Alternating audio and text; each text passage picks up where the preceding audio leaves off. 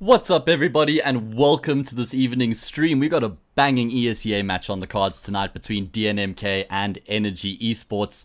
Definitely looking forward to this one. It shouldn't be as close as this game would normally be because unfortunately for DNMK, they are down a player.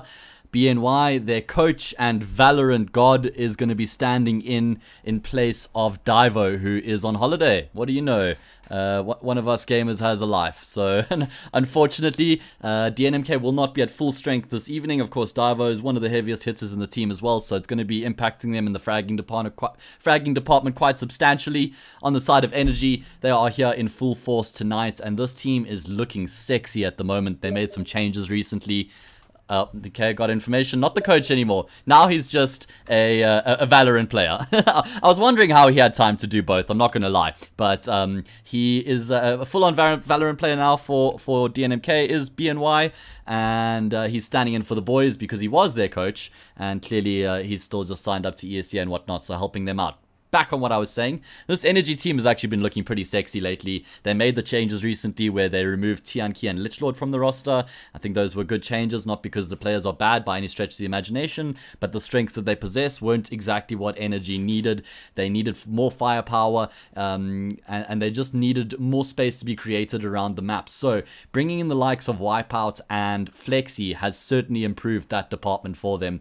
Of course, both of these players have been on the bench for the most of 2020. Haven't really been too active in the competitive CS scene in South Africa, but everybody knows what they're capable of, especially Flexi. I mean, he's one of the most outstanding players in South African CS, so to have him back in a competitive team is amazing, and I'm definitely keen to see what sort of heights Flexi is going to be reaching.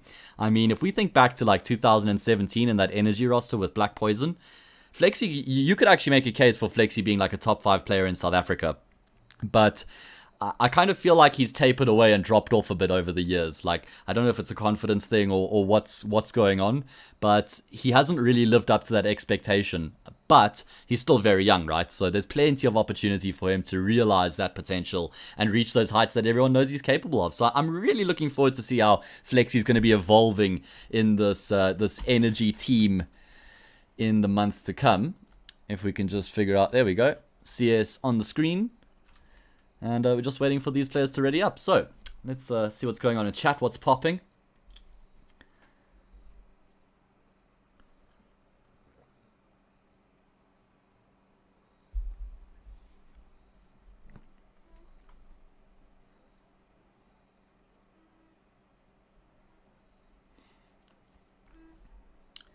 I don't think DNMK have a chance just because lack of prac. Okay, Nick. Thanks for the info, brother. Let's see how it plays out. I mean, lack of practice, and they're playing with a stand-in, so the odds are not looking very good for them right now. But we're about to go into the pistol round. First map here, Dust 2, picked by Energy Esports, which is already a bit of a change from what we've seen from the past iterations of this Energy team. Dust 2 and Mirage, kind of two maps they never really played at all. Now we're seeing them picking Dust 2. And on the T side, they are and looking to get pretty aggressive up short here. Mango, not with a care or a concern in the world, charging forward. He's not worried about any USPs. And look at this push coming through from Energy. They've got such big balls right now. Mango, he goes through the CT smoke to try and catch somebody off guard, but he ends up being taken down. Now it's the man Tasker trying to lock down this B bomb side. He's already taken down the T player coming through upper dark, so he knows he has a bit of room to work with here, and actually a smart decision from him to back off and play for the retake. Wipeout lands a nice shot, but surely he can't get life much longer. Look at this aggression from Energy. They want to take the fight to the CTs. They want to try and shut down these players coming from CT because they know they can then just focus on the man who's trying to find this bomb. He taps it because he wants to force them back into the site. He's going to take down Destroyed, catches Flexi from behind. What a chaotic pistol round. My god. What a really good pistol round from DNMK. I mean, that was looking shaky at one stage. I appreciate Energy's decision making there as well, the way that they decide to push after planting the bomb. They recognized Wipeout didn't have any support and he was in a lot of trouble, so they decided to just throw all the numbers at the situation to try and bail him out. But DNMK, they land the shots necessary, and very well played by the man. I think he was the key player in that round for DNMK. If he had been taken down there and there was no further presence coming from upper dark, Energy probably win that round. Anyway, let's see how this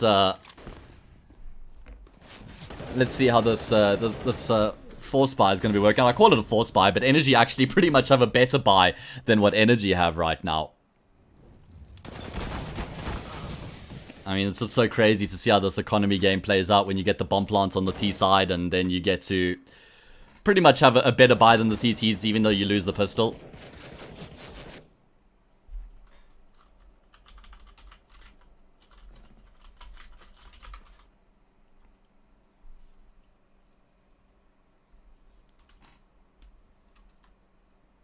This is the semi-final, by the way, guys, and I'm solo casting, so I'm just going to be taking it super chill tonight. Just going to be chilling, watching the game, you know, maybe doing some casting here or there. But for the most part, just memeing and talking about the things these guys are doing.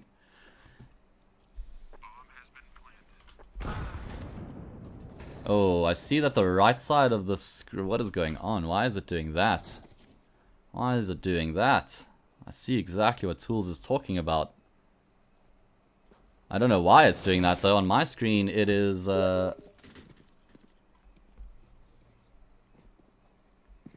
Nick, that's a good question, bro. I'm going to blame my exams to say that the exams are what's stopping me from... Wait, Tools, you're confusing me now, bro. You're confusing me because it looks like it's messed up for me as well, man. Guys, what's going on? Oh, I don't even know what's happening because when you have like the stream... in just like the windowed mode on YouTube, like the right side is cut off, but as soon as you extend it or make it full screen, then it's fine. No idea what's going on right now. I might have my like aspect ratio messed up or something. So I didn't even know what happened in that previous round. I mean, Energy, I think they got a bomb plant, but didn't win the round, obviously. Tech 9's pistols, a couple upgraded, trying to just take the fights along here, but DNMK, they're fully prepped. They've got the numbers here to take the fights as well. Oh, Panda tapping over the Tech 9, able to get one, but the man cleans up with a nice triple kill. I feel like the man and Kani need to be shifting into like star roles for this DNMK team. Obviously without Divo here is what I'm referring to, because with Divo he has the ability to perform that star role they need. I'm really keen to see how they're going to be to be working this roster. You know, Nexus as the IGL. Still has a lot to learn, a lot of experience to gain. I mean, South Africa's in quite a transition stage if you think about it right now. Don't really have any of like the old school IGLs that have, you know, always been around and a part of the scene. The likes of Zero Chance, Detrony, Lighters himself. There's like quite a few names not coming to mind right now, but you think about the IGLs we have, like Nexus on DNMK, Mistum on ATK, PND on Energy. It's like a lot of the newer age players. Like, of course, Panda's been around for a while. He's still young though. He learned a lot when he went to Australia, I know that much. So, like, he's got a lot of experience behind him in that regard. I'm keen to see how he's going to be leading this team going forward, though. I think they're going to have quite, like, a flowy playstyle. Not really, like, too structured or too focused on timings. And that's sort of how we've seen the meta shift as well, right? Like, we've just seen teams sort of go for a more free-flowing approach with their CS. Just sort of, like, mixed in with a bit of structure. But for the most part, it's just... making calls on the fly, not being predictable at all, sort of playing off of the situation. Which is actually what Energy have done right this round. They had a lot of emphasis towards short, and then they dropped off back towards long. They come through a completely vacant long, and they destroy Heartbreak and Nexus on the bomb side. Like, that was actually so perfectly played from Energy. So they take short control completely. They force all the CTs to have full attention on short, and then they have the double back. They come through long with two players and they catch them off guard completely. Probably like a little bit sleepy there from DNMK to get caught off by that. You should be expecting something to come from long, but nicely worked by Energy, and because of the frags they got in the rounds before that, DNMK have to save. So, on the board. By Energy, and because of the frags they got in the rounds before.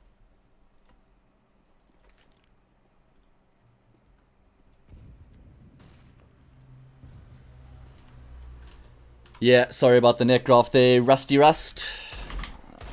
Just making sure all the frames are running fine. Lighters has been an IGL for a number of teams, Zero, yeah. Yeah, Zero, I don't know what it is, man. I really don't know why it's like that right now. I'm going to try fix it. If you make it full screen, I think it fixes the issue. Sorry, I'm have no idea why it's doing that. Even if you make it full screen, it doesn't fix it. Oh my word. If you make it like the default view, so if you press T, then it works. So I don't even know if it's like if it's on my side or if YouTube's glitching out, because in OBS it's perfect. Like it's 16 by 9, 1920 by 1080. So I have no idea why it's doing that. Pretty irritating, to be honest.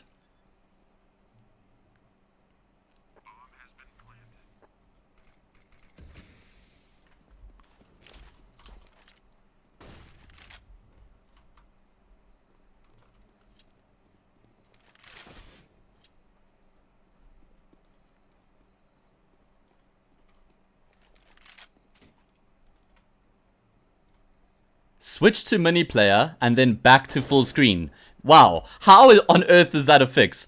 It just worked for me as well though. So just like Byron says, guys, switch to mini player and then go back to full screen from there, and it should fix it. What a god indeed. I've been sitting here shitting myself, guys, because I've like literally had no idea what was wrong with it. And it's so frustrating when you're streaming and there's just like tech issues going on. And I've got a very limited knowledge on streaming. Like I know the basics, but yeah, I'm not like an engineer. Probably don't need to be an engineer to fix those sort of things. But anyway, you get the point. Another eco round here for DNMK. Saved a couple weapons from the round before. But Energy started to find their footing here. And this is the Energy I'm expecting to see, where they just brawl their way through their matches. Like, this team has got so much fucking firepower behind it. It's actually almost like you have to ask the question, who's going to be picking up the shit roles? Who's going to play the bitch roles in the team? Because everybody wants to click heads in this team. All 5 of these players have been like star players. Speaking of stars, the man with a couple frags with the scout. But yeah, I mean, who's going to be picking up the slack for this team? You know, the likes of Tianki and Lichlord were players who didn't mind setting up the team and helping enable the stars on the team. So, I'm not sure. I'm keen to see how this plays out. Like, are they just going to try go for the full, like, phase effect where everybody frags out, they just brawl their way through their games, they're just better than everybody else? Or are we going to be seeing Panda take, like, a more reserved role with the AWP, looking to set his teammates up?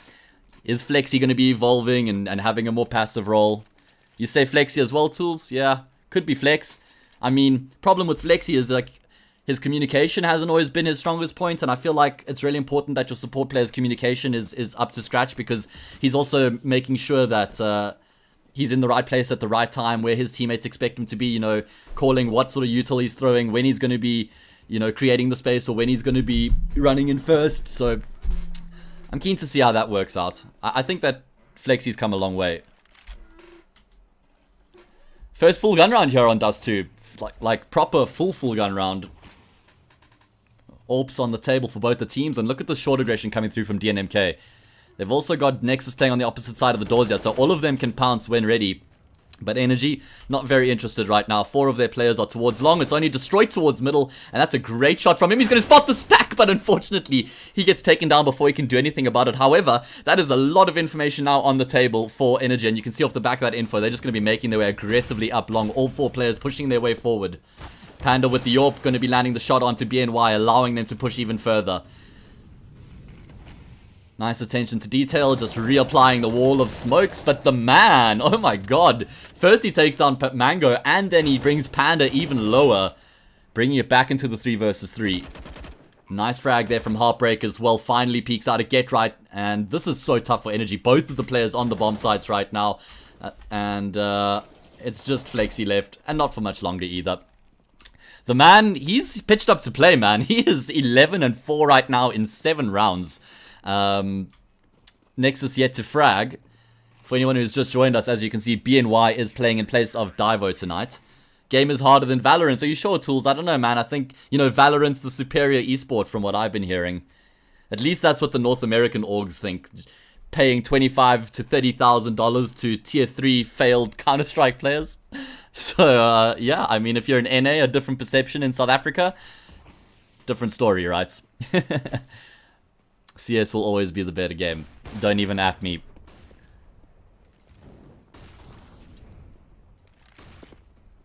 Double AWP setup now for DNMK, courtesy of that previous round win. And this is actually a very powerful double AWP setup, by the way. Both Kani and Heartbreak. These guys are incredibly good with these weapons. Both of them could be a primary AWPer. Of course, Heartbreak was before Kani joined. He still is. Kani's kind of swapped into a like-for-like position with Dweezil, I believe. Both of them sort of play as lurkers on the T side. Both of them like to play as second AWP on the CT side. Maybe Kani plays anchor on the bomb sides more than Dweezil did. Nice shot from Heartbreak.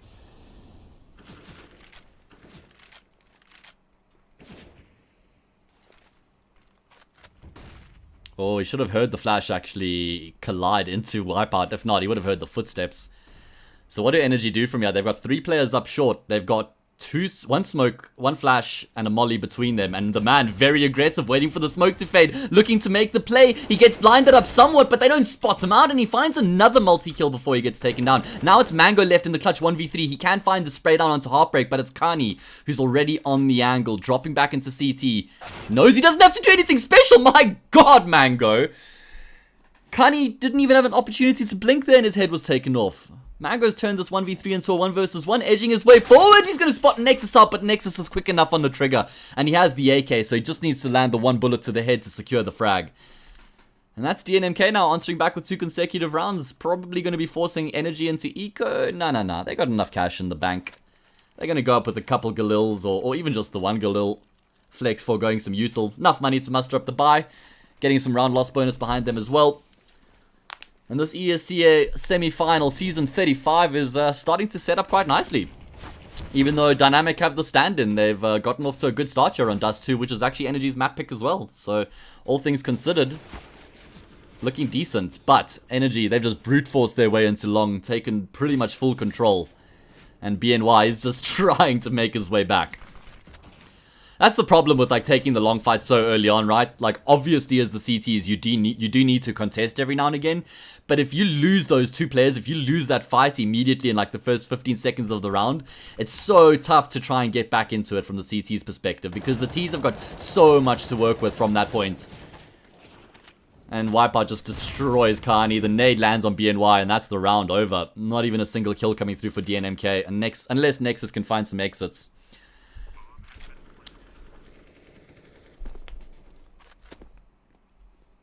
What do you guys think about this Energy team? Do you think that they're going to be able to contest with ATK once they start finding their footing, once they've had 3 months together and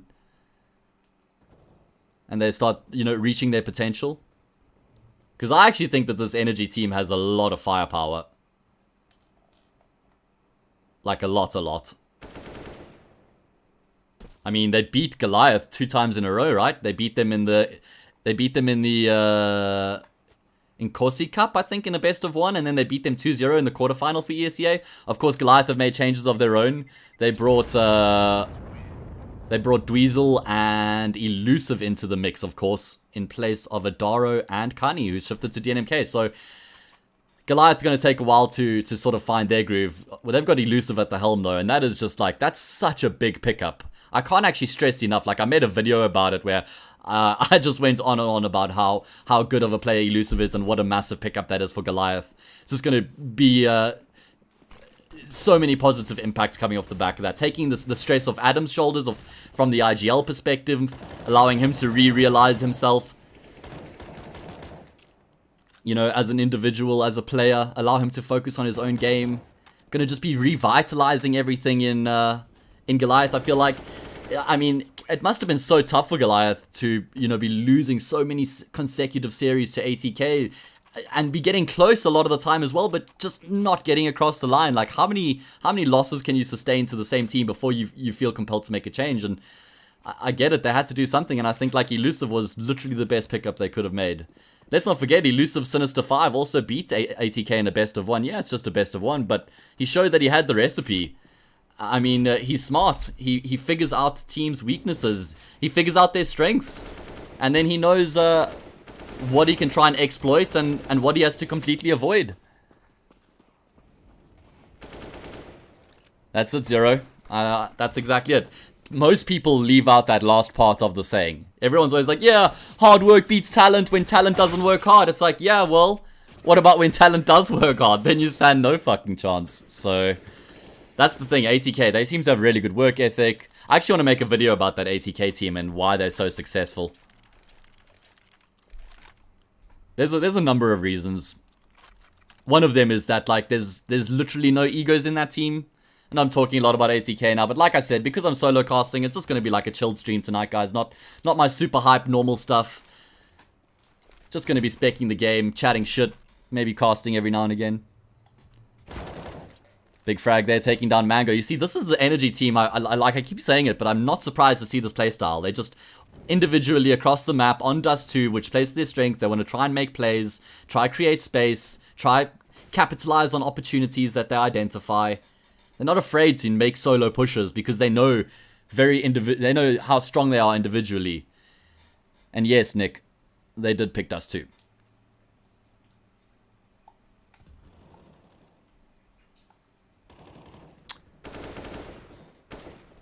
Oh, wipeouts. Oh man, that's unfortunate. That looked like I didn't even know what happened there. Completely missed his shots. Nice round there by DNMK. They clean up without even losing a player. That seemed very disjointed from Energy. The players who were pushing through upper dark were pushing before the guys that even got through middle and were able to put pressure on the bomb site. So the players on B from the CTs were able to just shut down the players coming through tunnels and then just focus their attention towards middle. You really need to make sure that the players pushing through upper dark wait for those players coming up from mid to be reaching the window and reaching the door before they start putting pressure as well.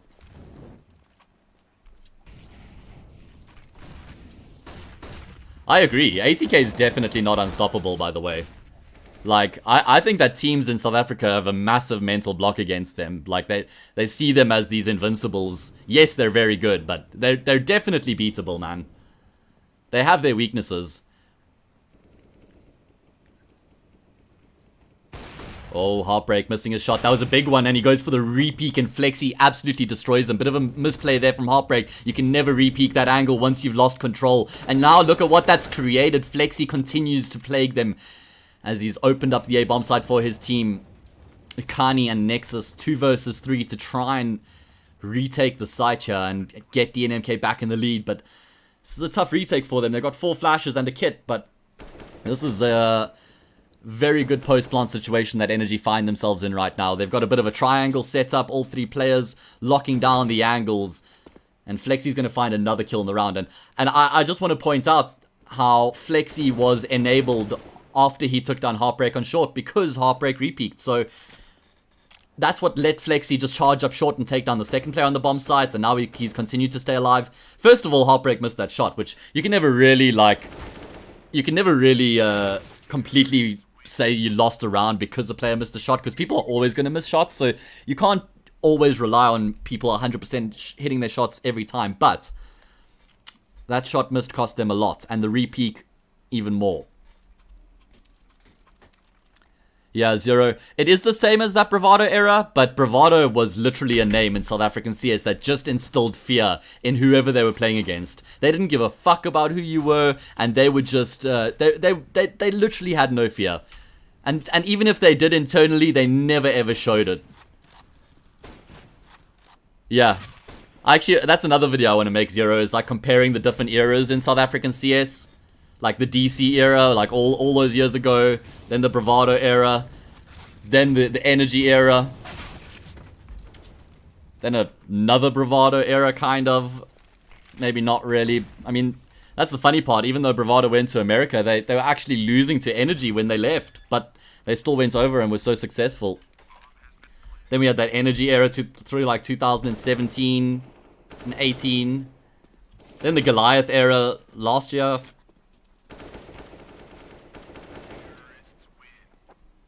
Lots of errors in South Africa. Eras. Errors. See, that's a tricky one. Yeah, whatever.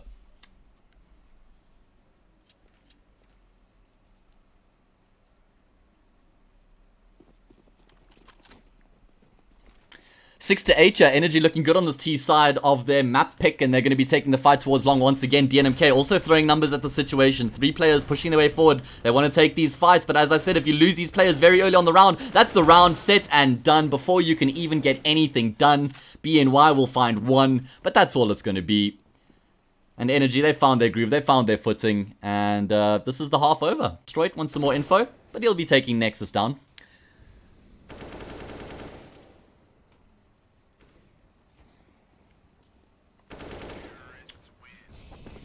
So there we go, 9 to 6. decent scoreline for Energy, especially considering that they went down, I think it was 3-0, if I'm not mistaken. So, yeah, they win 9 of the next 12 rounds, pretty much dominating that T side once they got the rifles. We go to Vertigo next, by the way. And Vertigo has definitely become one of DNMK's strengths. And I haven't seen Energy play Vertigo at all. Has anybody watching, seen Energy playing Vertigo? Maybe if any of you guys like scrimmed against them or something. It'd be cool to just get some info. Because it was always like Inferno, Overpass, Nuke, Train for the old Energy team. Mirage, Dust 2, and Vertigo were like the 3 maps they very rarely played. And now we're seeing DNMK with 4 players just charging their way through lowers, and Panda gets caught out. Wipeout's still in the middle here. He's been doing a great job throughout the entirety of this map, tapping away. He finds himself 2. Flexi chimes in with a couple of his own. And my word, DNMK, their bodies litter the ground right now around middle. Man, look at how aggressive Energy are being. They're playing without a care in the world right now. They look like they're brimming with confidence. And Wipeout, he is 20 and 11 right now. And he's sort of like one of the biggest question marks in this Energy team for me. He's definitely been spoken about a lot in South African CS. People have said how much potential he has. They've said how insane his aim is. But he hasn't really had an opportunity to show that yet on a top team. Now he finds himself in one of South Africa's best MGOs, Energy. And he has every opportunity in the world now. He's surrounded by great players. He's got a good structure in the team. He's got a good leader behind him. Now is the opportunity for Wipeout to really show South Africa what he's capable of and really make that name for himself.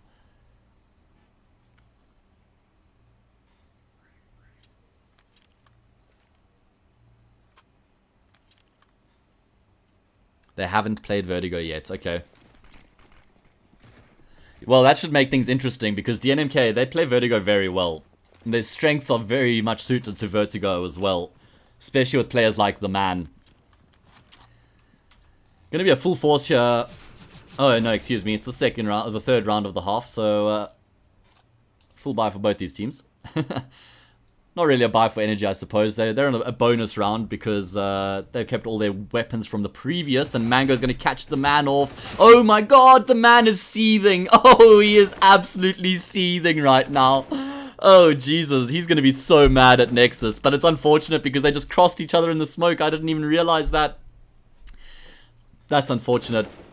And you can understand why Energy are making plays right now. Because they have this deficiency in weaponry, they need to make something happen. Destroyed on the opposite side of the double doors. Here's going to be able to find one, but Heartbreak ready in position to trade him out. And now it's just Wipeout left on this B-bomb side. He's got no immediate support coming through, and he only has a UMP. How on earth does he make this work? He needs to try and catch these DNMK players with their backs turned. Heartbreak makes his way forward. He's going to get taken down. Wipeout playing this to perfection right now, not taking any unnecessary fights. He's bought plenty of time as well, and he's wormed his way out of the bomb site. Very good work by him. And he nearly even finds the 3-piece in the process. Panda. Nice scout shot from him. And very good work from Energy here. They're pitching up on an individual level right now. They are fragging like madmen. Like, if they just continue in this vein, we could have a fairly quick series tonight. DNMK are desperately lacking Divo right now. Yeah, BNY has found like 7 kills, so it's not like he's completely botting out. But Divo is one of the most integral parts in this DNMK team because he brings so much firepower. And experience as well. Like, people actually forget how much experience Divo has behind him. There we go, Bim. We're on the same wavelength, bro. Couldn't agree more, my man. Divo is another one of those players. I was talking about Flexi, how, like, he just had so much potential. And it felt like that potential hasn't been realized over the past 2 years. I feel like Divo might be a similar story, but the past few months I've seen Divo in this DNMK team, he has looked fantastic. Like, he's looked, I want to say, almost the best I've ever seen out of him. So yeah, I'm keen to see over the next few months how that's going to be playing out.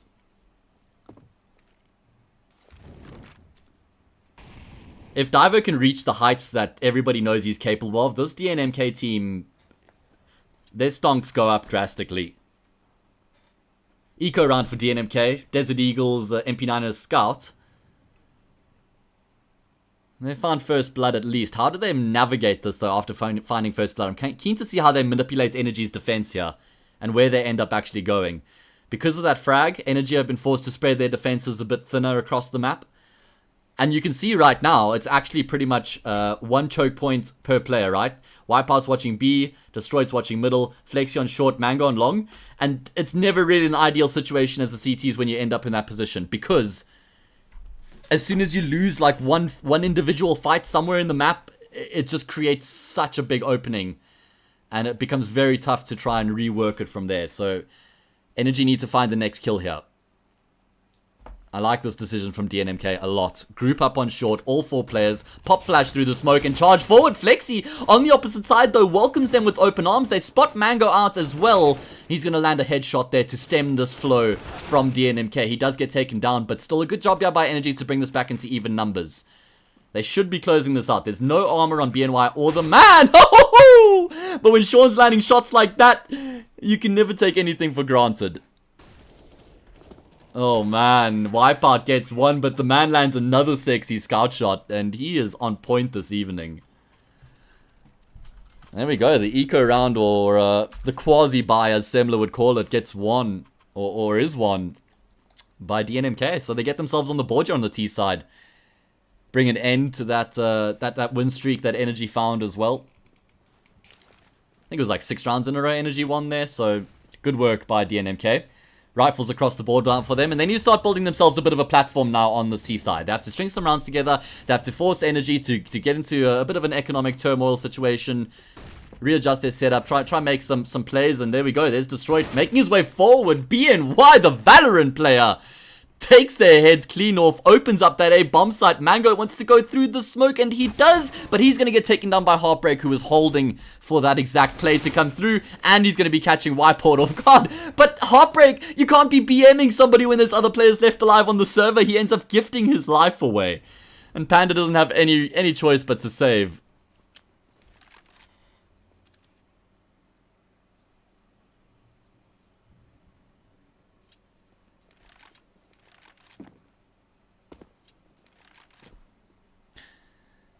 Yeah, Zero. As Nick said, the scoreboard resets at halftime. So, unfortunately, these stats are bogus.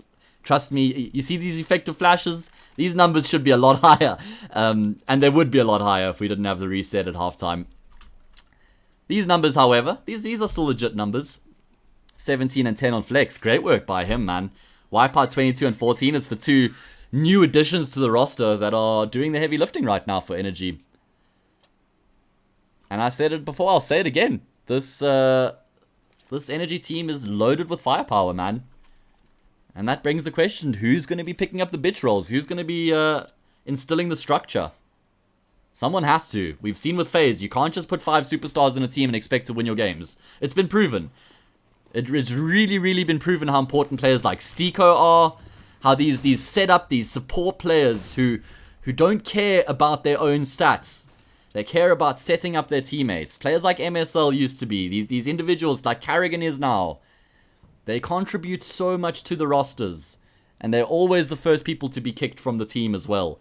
Because people look at the stats and they say, alright, this guy, he's at the bottom. His numbers are the worst. If we replace him, nice shot, Kani. If we replace him, we're going to start winning our games. And it's just not sound logic. It's not how it works. There's so much more to CS than just fragging.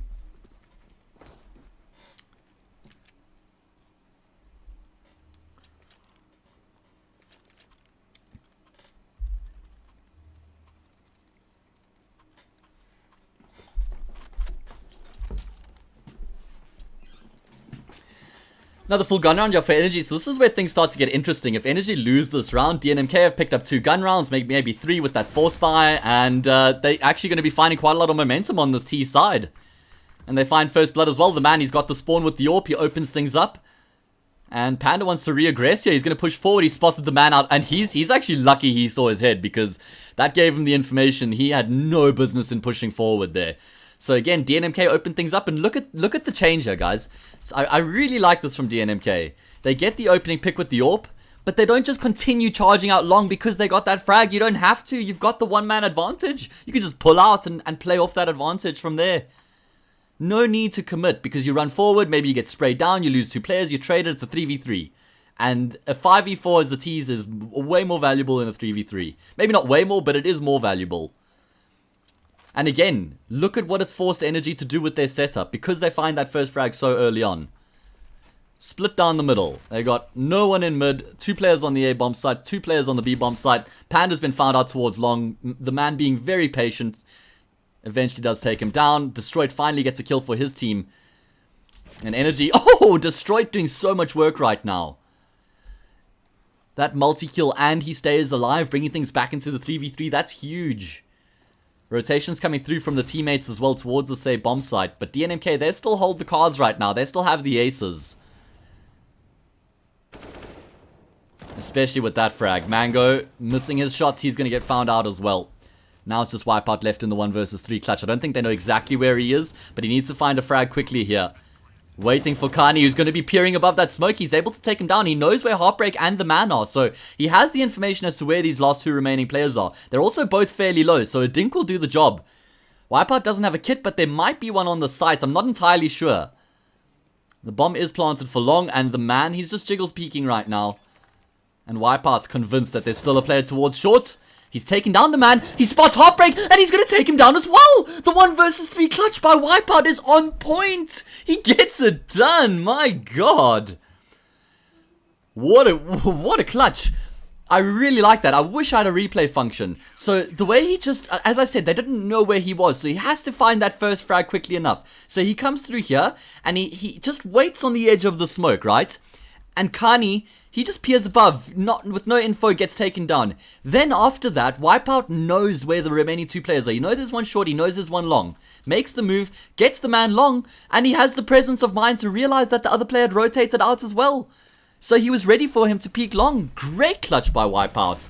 What a round win for Energy. But we're going to be seeing DNMK again just pushing towards long. They want to continue to force this fight. Panda, he's going to get taken down through the smoke. Flex gets taken down as well, as does Mango, and this all-out aggression does not work for Energy. I mean, taking short control while trying to take long control, that's questionable at best.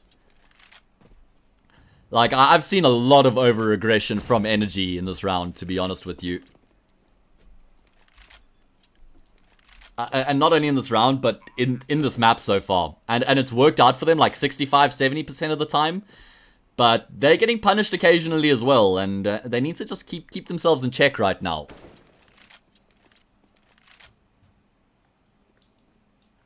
Give the respect that DNMK deserve, right? I mean, this is an ESEA semi-final after all. I think there's like $2,250 prize pool on this as well. Not on this match alone, for the entire ESEA Season 35 season. What? The entire ESEA Season 35 season? Well, okay. The prize pool, yeah, like I said, I think it's $2,250. So there's money on the line in this game. Whoever goes through to the grand final will probably play ATK, who are up against Online Kingdom right now. I saw Aaron in chat. So I assume ATK lost the first map to Online Kingdom. Kappa.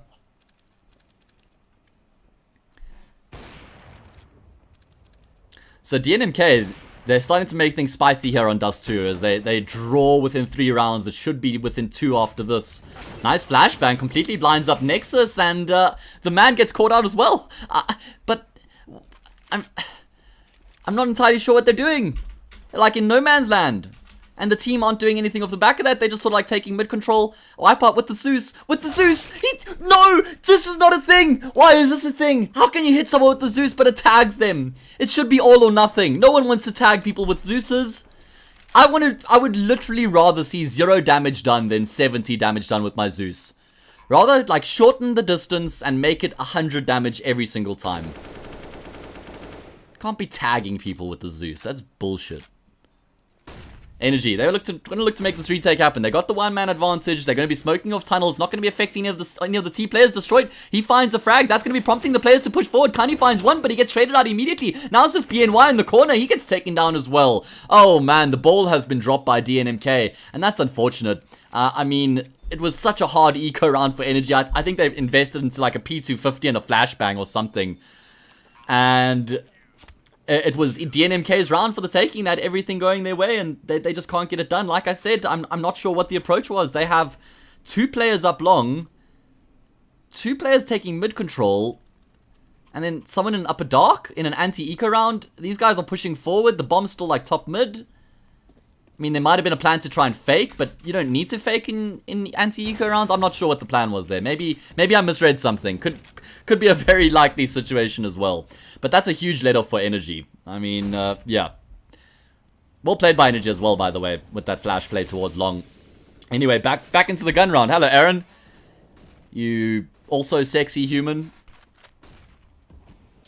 Wipeout towards B by himself right now, looking to make a play. He gets a support flashbang. He's actually just going to be sitting in the smoke right now. His teammates have rotated in. He's just playing the long game right now. DNMK have no clue that this is happening right now. Wipeout waiting for the audio cues, but unfortunately for him, he pounces at the wrong moment. Nexus is doing a great job as he gets a multi-kill. Mango finally chimes in with one of his own, but he's going to have to do more than that. 1 versus 2. Bomb being planted here by BNY. Neither of the players taking the fights right now. This is clutchable. Got the kit. Looking for the timing. BNY has gotten off the side. Mango spotted him. And now he's just furiously trying to find these remaining players. He's going to walk straight into Heartbreak. Okay. DNMK, get back to winning ways. I thought there was no way they're going to win that round. Energy had 3 players on the B-bomb side, and they had Wipeout sitting in a smoke. And yet still, DNMK still somehow find a way to engineer their way into that round. Great work.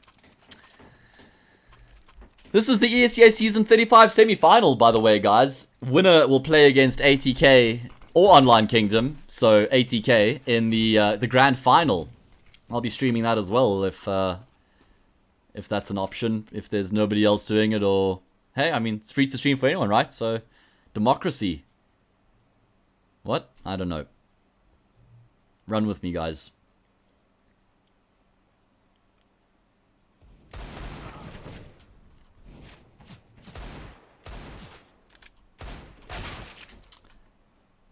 Oh, keep switching to these Deagle players, hoping we're going to see some like sick 1 Deags. Maybe here, Mango. Oh, he's got the backstab. He's looking for the info. Takes down BNY, and he finds the shots onto Nexus. Great work by him. And he has the cognizance that there could be a lurk coming through from Kani. He's prepared for this. He's making his way forward. He's going to land the shots. He takes down Kani as well. Flexy's also taking down the man. This was a 2 versus 5. Oh my god, why has he done that? What a blunder. Flexy in a 1 versus 1. He has 10 points of health, no armor. Not that will make a difference. And he's going to be crisped out. Oh! He takes 6 damage to the molly tick. And he's alive.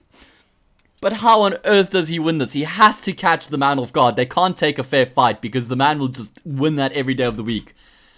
And Flexy's rounding on him right now. He's looking to try and get this flank on. The man edging his way towards the A bomb side has no idea where Flexy is right now. This was a 2v5, an eco round for Energy. Surely they don't win another eco round. Surely not. Ending the stream right now if Energy win this. And there we go. The flashbang comes through from Flexy, which actually gives his position away. The man going to be planting the bomb here. Flexy's able to retrieve an AK, so that does increase his chances somewhat. Man, oh, Flexy! He didn't see his head! Oh no! Oh, he's waiting patiently. And the man's going to be catching him off guard. Thank goodness DNMK don't drop the ball again in another anti-eco round. But they incur so much economic damage, and you can't afford to lose so many players in your anti-eco rounds when you're making a comeback, because you end up in a situation where if you lose a round, you've got no money in the round thereafter. So if Energy win this, which they shouldn't because it's another eco, DNMK probably lose the map.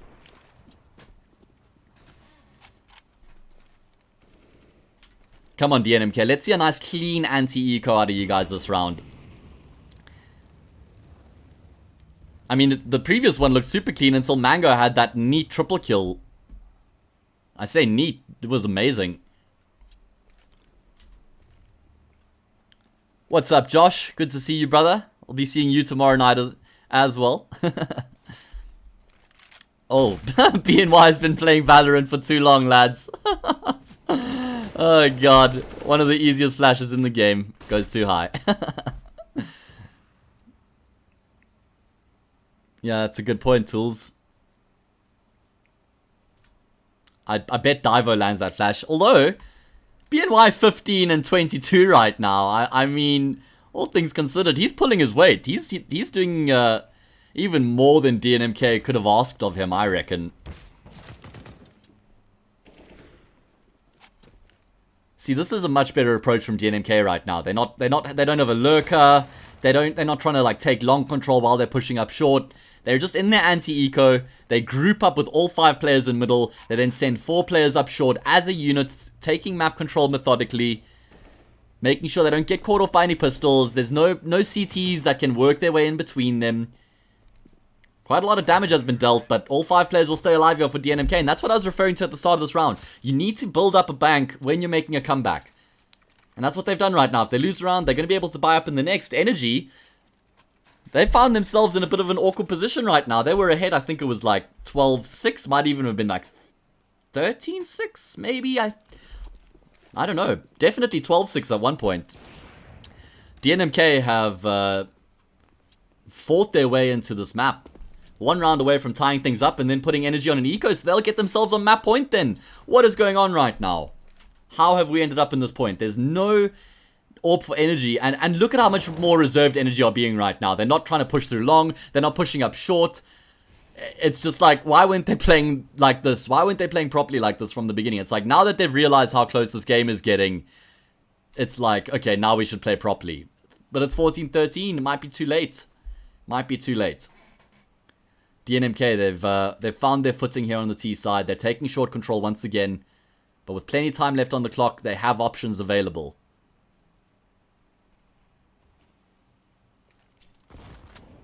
Sometimes, Nick, it's actually just gives you a bit of freedom, right? Like if you haven't been practicing and everything, you go into the server without any expectation. And right now, it's Energy who draw first blood. First time in a long time that Energy have found the first kill in the round. Energy desperately need this round, and they need to keep numbers alive as well. I guess at least they've got a decent amount of round loss bonus behind them, but my word, if they lose this, it's going to be very tough pill to swallow. Panda on the bomb side has a job to do. Lands the dink on the first player, pushing his way forward, but he just needs to stay alive right now. The support flash comes through, so he's able to take down one. Keeps on re-peeking, buying more and more time for his teammates, but a quick double kill from DNMK is going to be allowing them to push onto the bomb site, opening things up completely. And now, we see Energy forced into a retake situation in the 3 versus 3.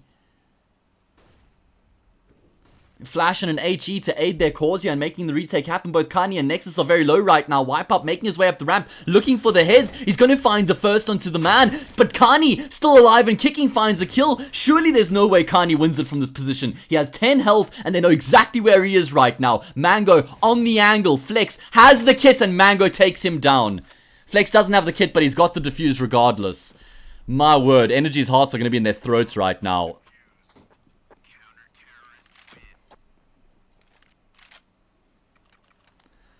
(15-13), Energy finally reaching map point here on Dust 2, but not without a ferocious fright from DNMK. And DNMK, they're going to make them work super hard here for that map point because they still have a full buy at their disposal. And Wipeout has a P90. Oh no. I mean, the P90 is fine to hold upper dark, but as soon as you have to retake on A, you might as well type kill in console. And the man opens things up onto Flexi.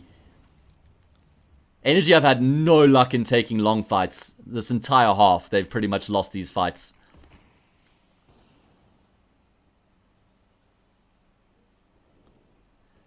And I'm pretty sure DNMK, I want to say like have 100%, but they have a very high success rate in the rounds that they find the opening kill. So the fact that they find another opening frag here means that they have a very good chance of converting this round. They find a second onto Panda. Mango gets caught off guard as well. Doesn't realize how far forward they've actually pushed. Wipeout now with the P90 trying to get in the fray. But there's no one for him to take down. He'll be able to get Kani, but I mean, oh, Jesus. With the AK, he's able to get out alive. If he can find 2 quick kills here, maybe something can happen. But he gets taken down on the angle. And now it's just Destroyed left. And he has no choice but to save this rifle. 15-14. We are going the distance here on Dust 2. DNMK are doing such a good job. And I mean, as you guys have said, they haven't been practicing because Diver hasn't been around. They're not playing with their full 5 tonight. Maybe it's just allowing them to play with some freedom. Just have some fun, no expectation. Just coming into the server and seeing what they can do. On the opposite side, Energy would have been expecting to win tonight. They would have thought there's no ways they lose to DNMK without Divo. And DNMK have a Valorant player. I mean, that says it all, right? Isn't that like playing with minus a player if you have a Valorant player on your team? Kappa. I mean, like I said, BNY is doing his job. He's 16 and 23 right now. He's got the frags that his team have required. And now we go into the 30th round of the map. Are we going to overtime or are Energy going to be closing this out 2-0? I mean, I reckon OT is on the cards here, guys, because look at the weaponry Energy have at their disposal. It is a massive mismatch they've got, and the cross smoke doesn't even land. Heartbreak. Oh, they have to use a second smoke to just get across to the B bomb site. You hate to see it.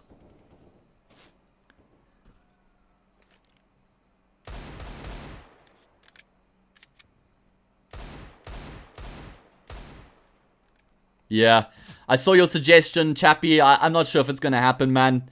Probably just going to be keeping it chill this evening. I saw Tool say he's just chilling, and I know that Nick has also had a very long day yesterday, so I'm not sure if you'd be keen. Nick, let me know if you're keen.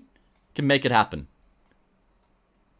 But right now, we might not be finishing map 1 too early because DNMK again have found the opening frag, and Energy have looked clueless in the rounds that they lose this opening pick. So what on earth are they supposed to do right now?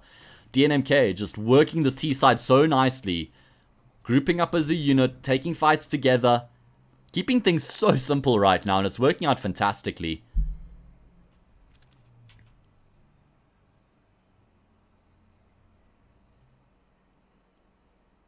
Now they're going to be grouping up for a late long take. Panda waiting on the opposite side of the doors here. The flash might go too deep if they throw the standard flash. BNY edging his way forward. He's going to get caught off guard, but they should trade him out. They do indeed. Not without Panda finding a bit of extra damage, but that was the important part. You could see how BNY was going through first because he wanted to allow his teammates to trade for him. Flex has been spotted out. He's going to get charged up from short. He gets some damage. He gets the first. Doesn't expect the second. He's still able to take Tiny down as well. Now it's just the man left in the clutch. And he's going to be taking out Flexi on the angle. What a crazy shot. Oh my god, it's broken my game. It's Wipeout left in the 1 versus 1. If the man gets this frag, we go to OT. If Wipeout gets this kill, we go to map number 2.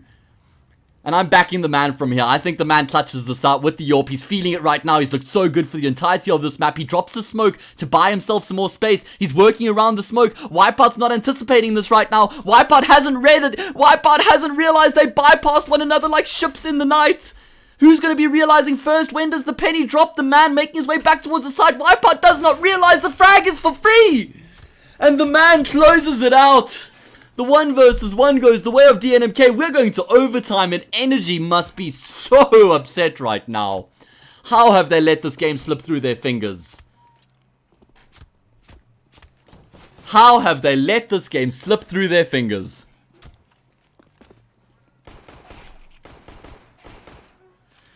Wow. Okay, now that we have a bit of a lull, guys, I'm going to go for the selfless plug here. If you wouldn't mind subscribing to the channel and following me on Twitter at HAzE Castings, would be much appreciated.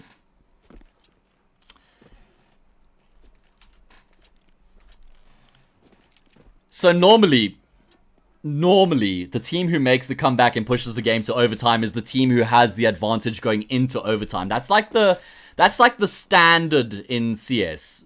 But Energy, these are mature players. They should just be resetting themselves. They're going to have money in the bank. They're going to be able to afford the AWPs, which has actually been a big problem on the CT side for them. They've really been scratching for cash. So they haven't had that luxury of having double AWPs to shut down DNMK, which is exactly what you need to try and combat this playstyle DNMK have, right? They're just sort of spreading themselves out. They're playing defaults. They're playing slowly. That's where you have your double AWPs to pick them apart throughout the round. Thin the players out before they go for the execute. And then from there, the rifles come into the fray. Now we're going to be seeing the double AWPs purchased straight away for Energy as soon as they get that 16k in the bank. ML3 16k here in ESEA, guys. Mango picks up one, Panda picks up the other. What do DNMK do in this first round of overtime? Do they look to try and change things up? Do they want to shift gears? Do they want to try and get aggressive up short? Or are they going to be sticking to what's worked for them? Heartbreak. Crouch peeks into the angle. And he gets found out. So, again, I reckon we're just going to continue with that stat. You know, whoever's finding this opening frag probably wins the round, because I'm not kidding. That's literally been the theme for the past 10 to 12 rounds. And that's pretty normal on Dust, I'd say, as well, actually. Such a big map, especially on the CTs. If you lose the first pick, it's so tough, but on the Ts as well, because you sort of trade your way onto the bomb site on the T side. Pushing up short, if there's an AWP on elbow, he's going to find one, you trade him, you push onto the side, you probably lose another, you trade him, and then you go from there, right? So if you lose a player early on, you don't have that ability to trade onto the bomb site. Now, right now, we're seeing them make their way forward. He has Panda with the AWP, you see, he finds the one, and there's no trade on the table. He finds another, round over. As soon as Energy have got the double AWP set up at their disposal, they look way more convincing. The AWPs have already found 3 out of the 4 kills in this round. It's just Nexus left, trying to make a bit of a play. And he does find one, but that's all it's going to be.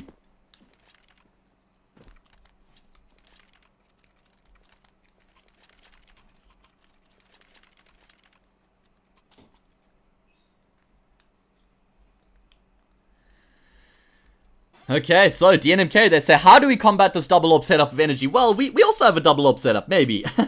With so much money, why not? The man, he's also got the spawn for the long pick here, so he's making his way forward. Going to be trying to catch off these CTs. Oh, he doesn't go for the timing shot. He waits, and he takes down Flexi, who goes for the re-peek. Oh, that's unfortunate for Energy. They don't realize he was already blinded up. They waited for the second flash to come through, which actually didn't blind up the man at all. So now it's DNMK who draw first blood.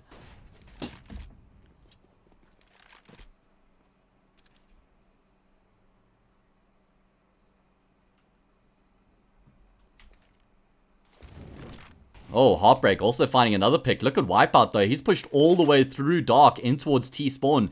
He is the key right now for Energy in the round, but Heartbreak, did he spot him? No, I don't believe he did. No, Wipeout, he didn't see you, but he heard your footsteps.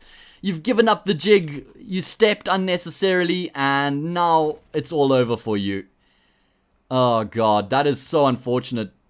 And he just second-guessed himself. He was concerned that they might be coming through upper dark into the B-bomb site. The timing's not there for him either. And DNMK, they've made the perfect mid-round call here to shift into this B-bomb site, which is completely vacant right now. And they're just going to be charging through dark into the site. Of course, Energy will go for this. They've got all the money in the world right now, but that is unfortunate for Wipeout that situation ends up playing out the way that it does, and that should be solidifying the round.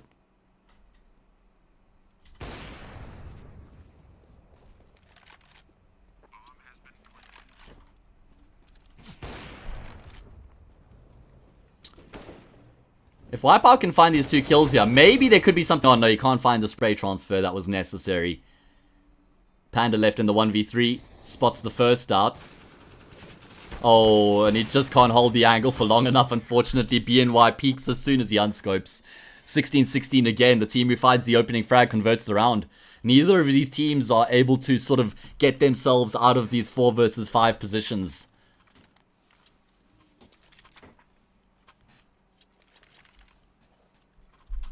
So, who's going to be taking the lead into the second half of OT here? Remember, guys, the magic number is 19 right now. And there we go, Mango opening things up with the AWP as he takes down Nexus towards top mid. How do DNMK respond? They still have a double AWP setup of their own, but with the option of exchanging out for a rifle. So I wouldn't mind seeing them keep the double AWP for like the next 30 to 45 seconds, looking to potentially try and, you know, maybe find a frag somewhere, but then I would trade up for the extra rifle. Don't really want to be execing with 2 AWPs. And Panda's got long control right now. He's been able to post Flexi in pit. And Energy have everything going for them this round right now. They got long control. They've got the AWP posted on short. They got 2 players watching middle. They got Wipeout, or rather Mango with the AWP towards B. Energy have this round in their pockets, but let's see if there's a hole in the pockets or if they are going to be getting across the line. Flexi, oh, he needs to buy that barrel of beer because it completely binded up the flashbang. A nice support flash comes through from Panda as well as he takes down Kani. And Energy with a flawless defense in this round, looking very convincing. You have to wonder though, like, it's just, it's been so inconsistent from Energy in this map. They've had like moments where they've looked godlike, like literally head and shoulders above DNMK, and then they've had moments where it's just looked weird and disjointed.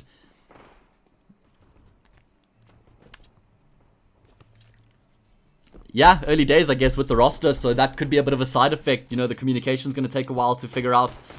One thing I will say, some information I got about this Energy team is since Flexi's been brought into the roster, I know that Panda's trying to use him a lot more for like a second voice sort of thing. And I really like that because Flexi, he understands Counter-Strike very well. Yes, communication might not be a strong point, but that can grow. He can develop that, and then he can, you know, share all his info with his team, share his reads, and contribute in that regard as well, not just be a fragger. Pockets, it's exactly what I said. The three maps that this Energy team don't really play: Energy, Vertigo, Dust. They always play Overpass, Nuke, and Inferno. I'm not sure why they went with the Dust pick either. Especially considering DNMK have a sub. Like, if you're playing with the stand-in, you probably want to be playing Dust too. Anyway, Energy did look way more convincing on the T side. They have to win 2 rounds on the T side. You have to close this game out in OT number 1. 1 more round secures them another set of overtime. DNMK opted for the single AWP, by the way. And that AWP is on Nexus. So, Heartbreak, I don't know why he's gone for this option, to be honest with you. I'm not sure what the logic is behind this. He's a very good AWPer, and considering where he's playing right now, this is where you want the AWP. So, not sure if that was a misbuy or just a product of the situation, but whatever it is, he's going to have to make it work. Energy looking for the split up long and short here as they're making their way forward. Flexi knows there's a player in pit, but he's going to be supporting his teammate as he trades him out, taking down the man. Kani looking to get in on the action as well. He's going to be catching Flexi off guard. He does eventually take him down, and now it's Wipeout left in the 1 versus 2, but the bomb's been dropped towards long.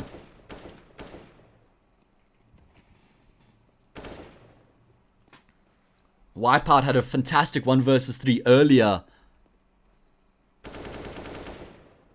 Let's see if he can find the 1 versus 3 again.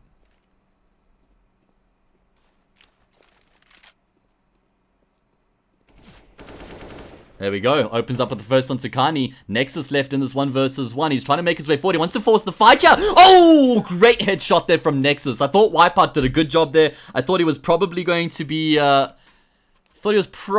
baiting the shot, and then he would get the info that Nexus was around the corner, but Nexus just takes him down with the instant headshot. So 17-17, DNMK win the first round of the second half of overtime here on their CT side. And again, Nexus is going to be keeping the open. Heartbreak does not pick one up, so this is clearly by design. This is their choice, and they're going to be taking the fight towards long once again. Energy charging out as well. They are not afraid. They want to get in the faces, and there are 9 people on the minimap right now towards long. Who is going to be walking away as the victors? It's going to be a DNMK! Oh my god, all 5 of the Energy players get taken down.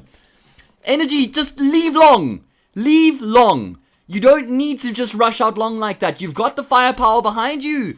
You don't need to just take those fights straight away. Just play the long game. You're playing into DNMK's hands by getting so aggressive like that and creating so much chaos, because they can thrive in that chaos as well. Oh man, 1 more round here for DNMK and they win the map, ladies and gents. They've got themselves map point. They fought this game into OT. Now they've earned themselves a map point. Energy, they couldn't close it out when they had a map point. Let's see if DNMK will be able to.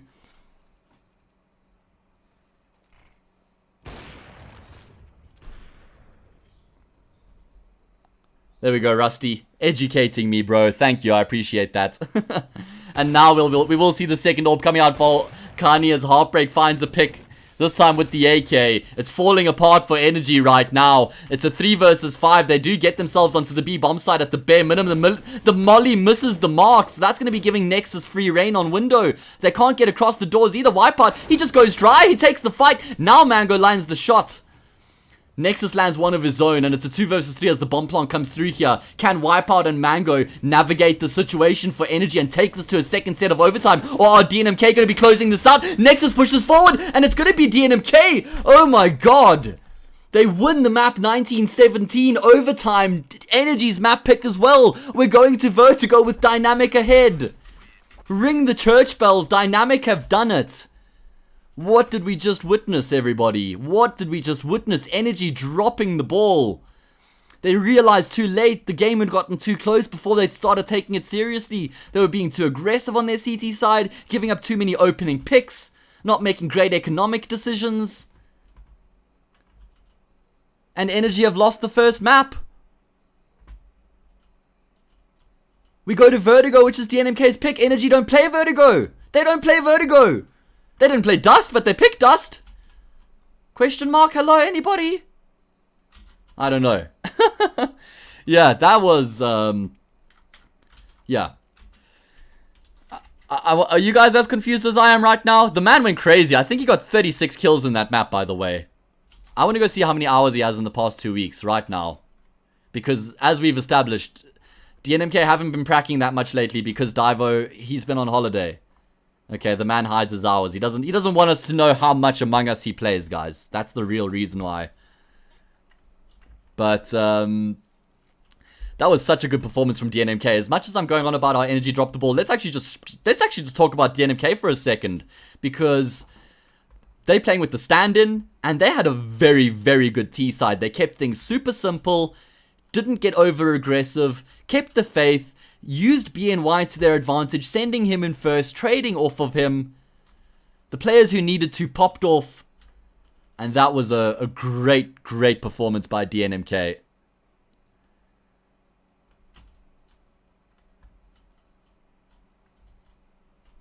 Map 1 done and dusted. I thought this was going to be a quick series. I'm not going to lie to you guys. I didn't expect DNMK to be putting up this much a fight, let alone winning a map. So the fact that they go up 1-0 here, that's amazing. So Energy, they're going to have to be winning out the next two if they're going to be winning the series and going to the grand final.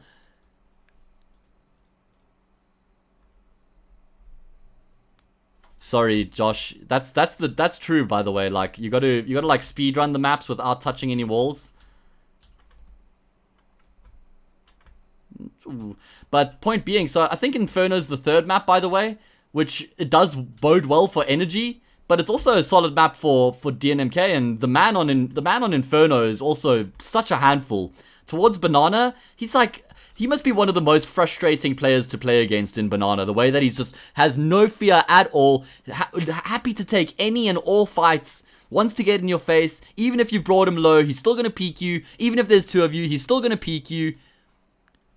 No care in the world.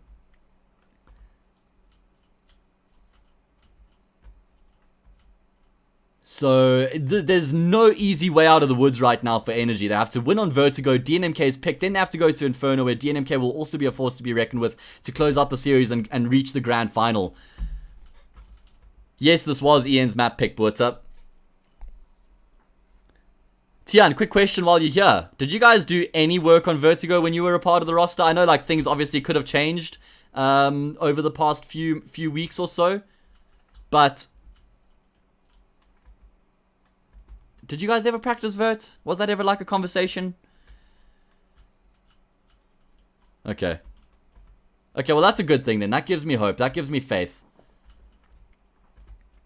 I back Energy to come back from here. I think they've got the players necessary to just bring calm to the situation and refocus on the situation, right?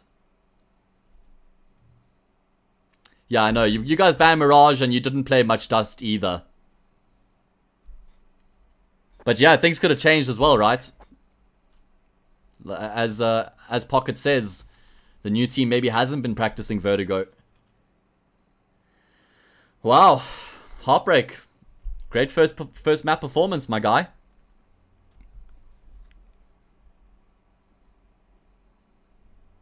Okay, guys, I'm going to be taking a short break here. Taking a quick 5-minute breather, grab some water, relax, rejuvenate, and come back stronger. Like, hopefully Energy will be as well for the second map. So, I'll be seeing you guys in about 5. Let's see if Energy have what it takes to take us the distance, or are DNMK going to be doing the unthinkable and closing this out in 2? Let's find out.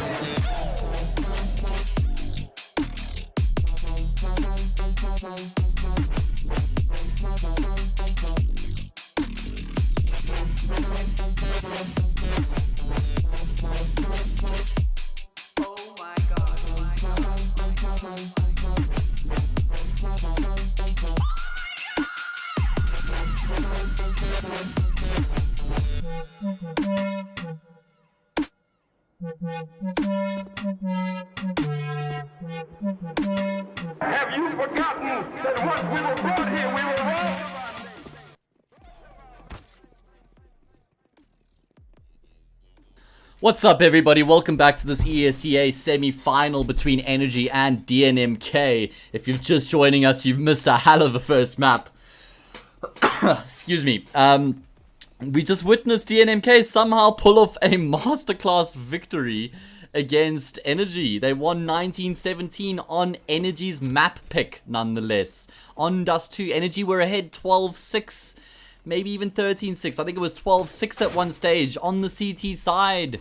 And they started playing a bit more aggressively. They started taking a lot of unnecessary fights. And round by round, DNMK got closer and closer. Energy were actually the first team to reach map point, however.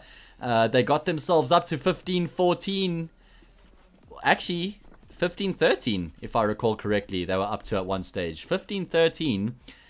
DNMK won both of those rounds, took it to OT, and then closed it out in OT 19-17. DNMK playing with the sub, it's BNY in place of Divo. Divo the star. One of the stars for DNMK. He's not in the sky right now, he's on holiday. Get it? Star in the sky. What a reference. But they're missing him, and they still won the map 19-17. Now we go to Vertigo, which is DNMK's map pick, guys. And they've looked good on this map, I'll tell you that much. They played a lot of Vertigo over the past few months. I think Energy have definitely got their work cut out for them right now. And also, by the way, guys, I've got an interview with the winning captain of tonight. So as soon as the map ends, don't go anywhere, because whoever wins, whether it's DNMK, I'll be talking to Nexus or whoever they send my way, and if it's Energy, I'll be talking to Panda. So will be some very interesting words from either side. So make sure you stick around for those interviews after the game. We're jumping into the second map here. It's going to be Vertigo. Do Energy have what it takes to take us to map number 3? Or are DNMK going to be closing this out 2-0? Let's find out.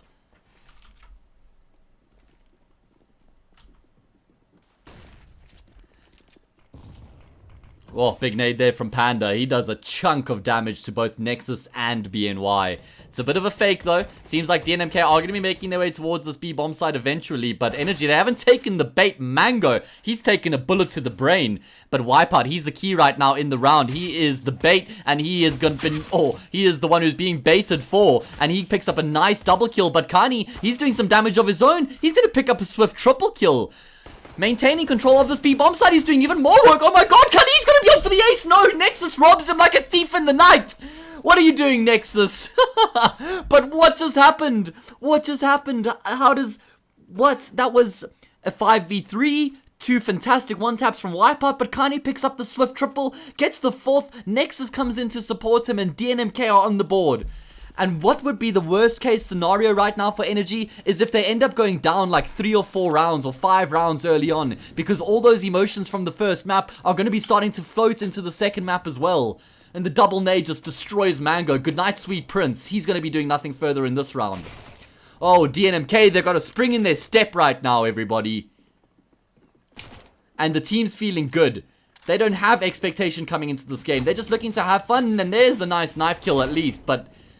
This is dangerous. When you have a team who's on top, they've got confidence, they've got no expectations, they're looking to have fun. This is a very dangerous recipe, especially when you've got players like the Man, players like Kani on your team. These are individuals who are naturally aggressive. They want to get in your faces, they want to take fights, they don't give a fuck who you are. They are going to look to get in your face as much as they can. So when they are given license like they are tonight, oh man, it's a dangerous duo. Energy get a decent amount of damage done in that eco round at least, which means that DNMK have to invest a lot of money coming into this round, even though the previous was an anti-eco.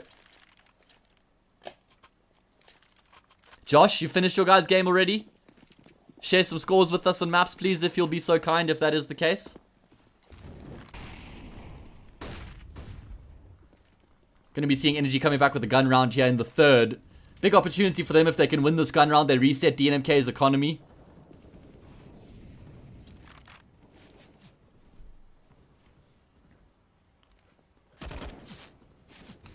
I like the Org in this position, by the way, that Wipeout's using it right now. Destroyed with the Org of his zones, also controlling middle. Nice double kill from him.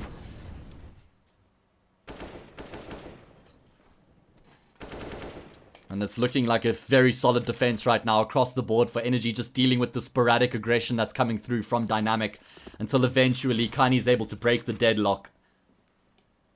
All in the meanwhile, the man, he's trying to make his way towards the A bomb site. Kani, he needs to get something done more here. If he can find another kill, oh, that would have been monumental if he took down Destroyed as well. But he's done enough to buy some space here for the man who's gotten himself onto this A bomb site. This is clutchable. 1 versus 3. Destroyed is low. There's a kit of smoke and 2 flashes for Energy, and the man, he wants to take the fight. He spots Flexi, but it's the double peek. Very good job there by Energy to chime in with both of those players in conjunction with one another and take the fight. Neither one of them preemptively looking to fight by themselves, making sure that even if a kill came through for the man, the trade was imminent. And there we go, Energy, they get themselves on the board. They just need to be keeping everything calm in TeamSpeak right now, or Discord, or wherever they are. They just need to make sure that nobody's getting ahead of themselves.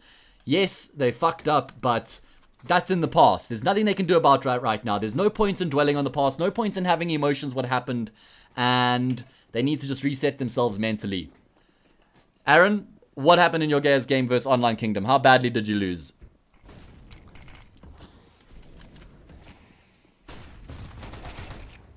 We're going to be seeing a lot of this from the man. Just aggression up A ramp, this time towards scaffolding, but on the flip side, it's Destroyed. He's found himself a triple kill. Doing a fantastic job locking down middle. Yes, it's the anti-eco, but he's finding the frags necessary. Mango nades himself, but it's not going to be changing anything much.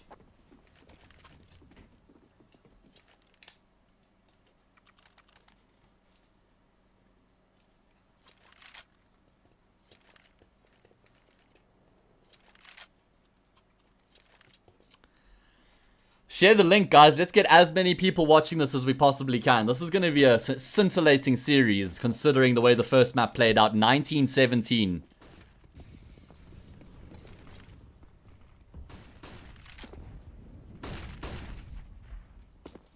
First blood drawn by Nexus, but look at Mango. He wants to get aggressive here. The man's been boosted up and he spots Mango out. Love that boost. Oh, wow. That is so innovative. I haven't seen much of that one before. I think I've seen it once or twice, but it's not a very common one. Catches Mango off guard. And Nexus finds another kill towards mid. Wipeout, the responder, trying to clean up over on that side of the map, and he does.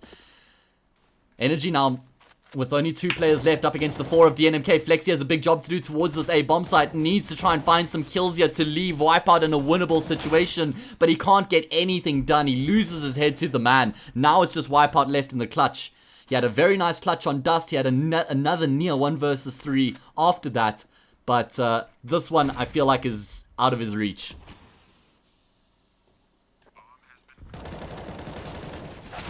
Pocket, just type @ and then start typing their name. There we go. Aaron with the key information. Energy going to be forcing back up in response here. They want to try and put a stop to this dynamic aggression that's coming through. They don't want to let them get too far ahead here on this T side. For Must Desert Eagle, the 2 weapons with asterisks next to them right now. So if Dynamic win this, they go up 4-2 against the Eco. It's 5-2, and things start looking a little bit iffy, I would say is a good choice of word there. Wipeout on top of the wood will be able to get 1. Surely he doesn't get out alive, though. Surely, there's no way he survives, although he's got some support from Destroyed. And Mango's gotten a kill in the meantime, so great work here by Energy in this round, finding all the frags necessary. And now it's just Nexus left in the 1v5, and then exactly where he is. If you can just find, like, 2 kills here, maybe a 3rd even, that would be fantastic in the way of dealing economic damage, but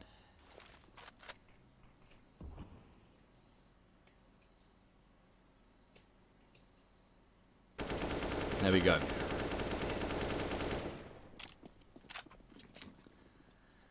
Okay, Energy, nice round win there by them. So it shows they've got the fragging power. They've got the players who they've got their roles under control here on the CT side of Vertigo. They've won a couple gun rounds now, but are they going to be able to do it consistently throughout this half is the question.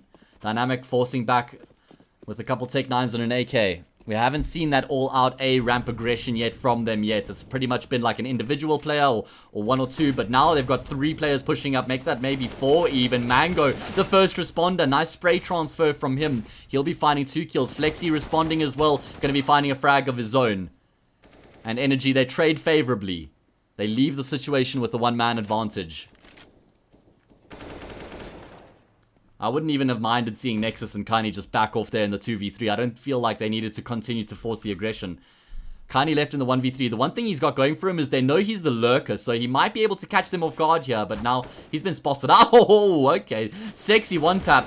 Oh, and another nice spray there, but there's no ways he realizes where Destroyed is right now. Destroyed has everything going for him. Got the angle, he's got full HP, and he knows whereabouts Kani is. On the flip side, Kani... Hey, oh my god, Kani! What have you done? What have you just done, Trevor? What did we just witness? I'm just rattling off how there's no way he wins that last 1 versus 1.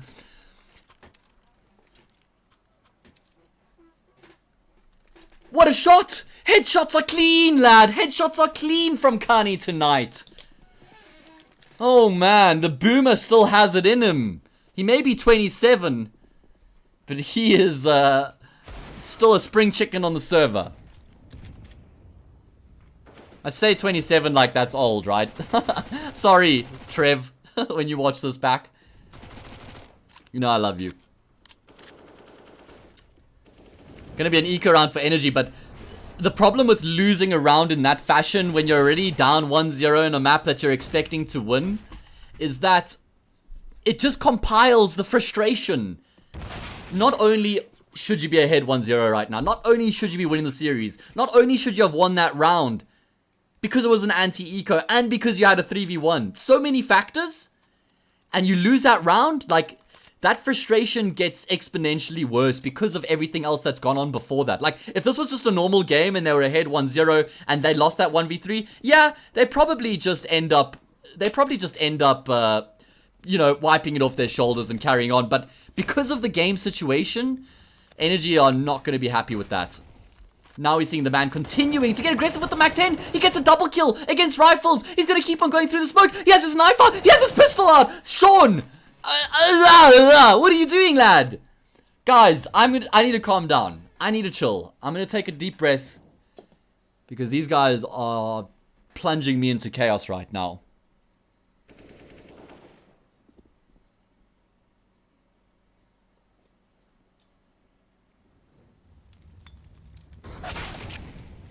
Wow, this gun round has been completely demolished by DNMK. Energy are straggling right now. I mean, that wasn't even anything special. This was, let's talk as if we were playing Among Us. Sean's pathing, okay? From T-spawn. Okay? Wait, where the fuck am I? Okay, this mini-map's confusing because of the way it's layered out. Okay. Wait, where the fuck am I? I am confused AF. I don't know. Something like... Yo, this mini-map is so broken, dude. Because you can't see, like, the under... Is that, like, door? Anyway, he just, like, runs up through here. MAC-10, kills 2, and then just, like, runs out with his Glock and dies in skinny. So, yeah. Unlucky, right? When you lose a round like that, your gun round... Good point, Spray. Why are you picking Dust 2 against a team that has a stand-in against also like puggy players like the man who just wants to pug in these situations? I go for the nuke pick. Maybe even overpass, actually. Those would be my 2 first choices. Inferno would be my 3rd. And DNMK made the perfect read right now. They just charge through middle and they end up on a fully vacant B-bomb site. Oh my word. Everything is going DNMK's way right now.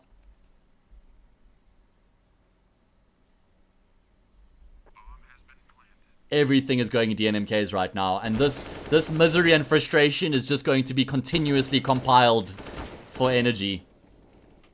Like, yeah, I'm glad I didn't, like, this isn't a game I could have bet on, because I feel like if I'm a betting man, I honestly don't see a way that Energy loses the series. But hey, it just shows you can't put all your stock in the fact that a team has a stand-in, especially when you still have players who can go nuclear like the man. He's 14-8 right now. He doesn't give a fuck about anyone in the server. He got 36 kills on the previous map as well. Very big gun round coming up right now for Energy. If they lose this gun round, I don't even know what sort of a mental state they're going to be in. And they're stacking this A ramp. They're preempting DNMK, looking to try and bring the fight towards ramp, but it's only the man here, and he takes Destroyed's head off. This is going to be solidifying Energy's belief that they need to keep numbers here at A. There's only one player over at B. The man, he sold the fake completely. Now the execute's going to be coming through on the B bomb site, while Wipeout is all by himself. He's desperately going to be calling for support to come through. They're running as quickly as they can, but he's caught up by Nexus, who's lurked his way through middle. There was no CTs playing the angle, and Nexus identifies it and exploits it. Now it's a 2 versus 2. Quick frags coming through for Energy, and it's Panda left in the 1 versus 2. They know where he is as well.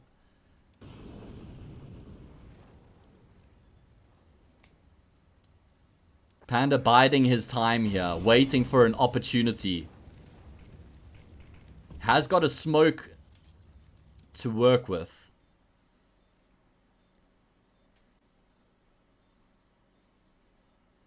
And he's going to be saving. Good decision in my opinion, actually. Such low HP, no money left in the bank. Very tough 1 versus 2 to try and make work. Take the rifle into the next round.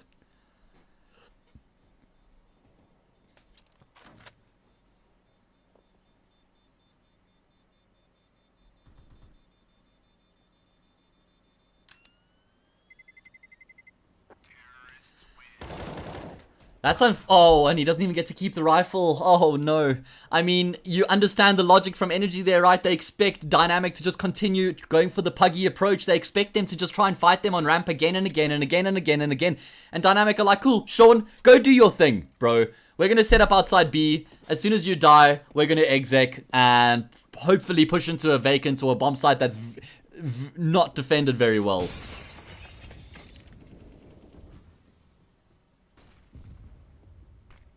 It is an eco round from Energy right now. Oh no, nothing going their way. I feel so bad for Energy right now. They just... It's just... You can just see their shoulders are slumped. Oh, they're not a very happy team right now. Tough situation they find themselves in right now, guys. Very tough situation Energy find themselves in. This is... Where are the pauses? Where the fuck are the pauses from Energy? Can we actually just take a second to ask that question, please? Are we back in 2017 watching South African CS where no one even knew how to spell the word pause? Like, where are these pauses? Can someone please tell me? Because when you're playing against a team who has got so much momentum behind them, the least you can do is just try and break that momentum with a 30-second little interval. Also gives you an opportunity to just re-establish your approach.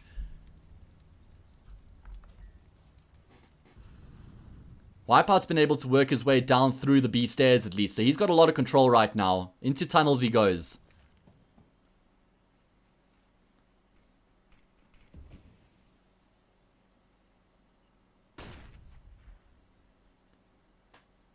Energy, at least they've been able to keep 5 players alive for an elongated period here. I prefer this, considering they're losing all their opening fights. Just turtle in the bomb sites and play reactive CS.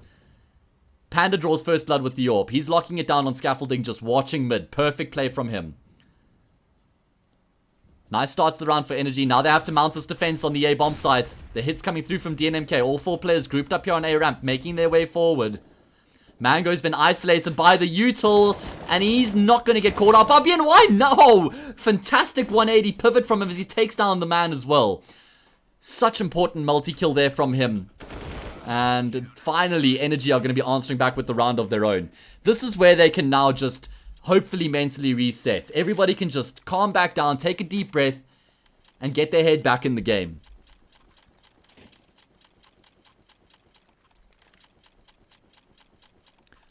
100%, Nick. Nexus plays mid 9 times out of 10 on this map. You can expect him there whether they've got numbers in mid or whether he's there by himself. He's pretty much always going to be there. Kani getting very aggressive, looking to try and catch them while they're backpedaling. Wipeout's been isolated. Panda there still with the AWP is on the angle. He will land the shot necessary. Continues to hang around here. They haven't been able to force him back just yet with the util. And that's going to be forcing DNMK to stutter step. Surely they can't continue to force this. Oh no, Wipeout. He gets sprayed down, but it's Panda who's locking it down with the AWP. Great multi-kill from him. Stamping his authority on this game with the AWP.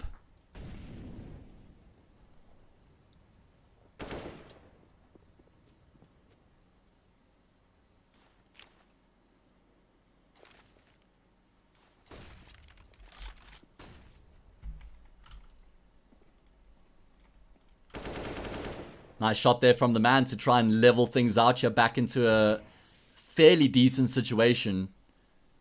They're going to go for a cheeky boost up here, perhaps. Energy have still committed all their players towards this B bomb site right now. DNMK, they just need to put the brake on things. Not take any further fights.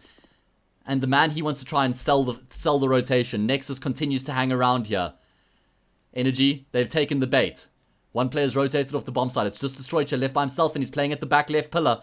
So he's getting no info right now as to who's coming forward. He's going to get mollied out as well. Oh, he's burning, but he still gets the kill. He does get taken down, but he's so fortunate he gets that frag before he gets taken down. Otherwise, the round's probably over. The man left in the 1 versus 2. He knows that Flexy's there, but Mango on the angle, he hasn't spotted him. The tunnel vision is real. And Energy win another. Fighting their way into this map. They want to keep themselves alive here in the semi-final. ESEA Season 35 winner books themselves a spot against 80k in the grand final. This season has a $2,250 prize pool as well, if I'm not mistaken. So that's a lot of money. I'm going to calculate right now. That is 35,000 Rand prize pool. So that's a hefty amount of cash. So Energy, I mean, they're really going to be hoping they can take this to a third map and stand a chance of reaching that final. Dynamic, how have they been? They've been so great tonight. So convincing. And just playing to their strength, considering they've been missing Divo. Not trying to just slot BNY into his role and say, cool bro, do what Divo does. They're playing around him. They've adjusted their setups and their strategies. And now we're going to be seeing another very aggressive ramp play. Only the second time in the entirety of this half have we seen this approach from DNMK. I thought we would have been seeing it a lot more. And now they bring it to the table once again. The man looking for the opening kill. Energy flustering to try and get themselves into a defensive position. Nice molly set up, and Mango has no choice. He gets burnt to a crisp. The man sprays him down. Destroyed on the angle, or he'll find a double spray down of his own. He's trying to find some safe space as well. Great mollies here by DNMK. The util usage is on point, but they haven't been able to secure full control of the bomb site just yet. Kani, with the very important battle here, he will come out on top with Flexy. Now that gives him an opportunity. No, it doesn't. Destroyed through the smoke will find his third kill in the round. Single-handedly dragging his team by their collar into a 6th round win here. Energy give themselves a fighting chance on Vertigo as they go into the T side with 6 rounds. They were down 9-3 at one stage, so considering they've now got themselves a 9-6 scoreline, it does look a lot better for them than what it did.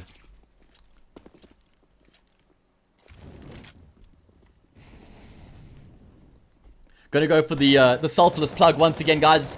If you wouldn't mind, please subscribing to the channel, to the YouTube channel. That would be much appreciated. If you'd like to follow me on Twitter as well, at HAzE Castings, that would also be appreciated. Okay, big pistol round here for Energy, guys. If Energy lose this pistol round, that's going to be putting them in a very awkward situation. Of course, you can't make any conclusive judgments based off the pistol round alone as to how the whole half is going to go. Normally you want to wait for that first gun round, or like the second gun round if we're really going to be particular, but Energy don't have that luxury right now. They can't wait till the second gun round. Pistol round is where they're going to want to start things off, and they're charging their way towards A. Nexus wants to take the fight, but he needs to get out of here as quickly as he can. Mango charging him down will take him down. And now they're going to continue making their way onto the safe bomb site. The man catches a dink as well, frantically tapping away. He's not connecting on anything or anybody. Finally, Kani will be able to get a kill here back for DNMK, but it's Energy who have firm control on the round right now. And they don't only have firm control, they've got the point.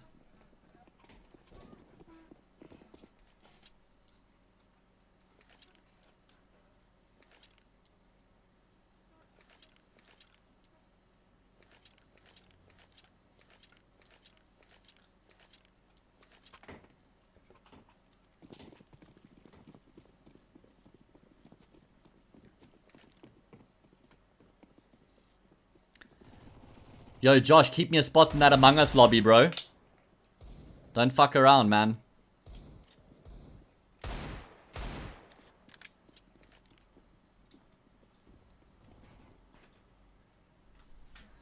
Energy winning that all-important pistol round makes the scoreline look way better for them right now, and probably has left them feeling a lot better about this game. Heartbreak somehow able to engineer a kill, but this is an eco round for Dynamic, so they should have no say in this one right now. Energy is gravitating towards this A bomb site. As are DNMK though, looking to try and set up this defense.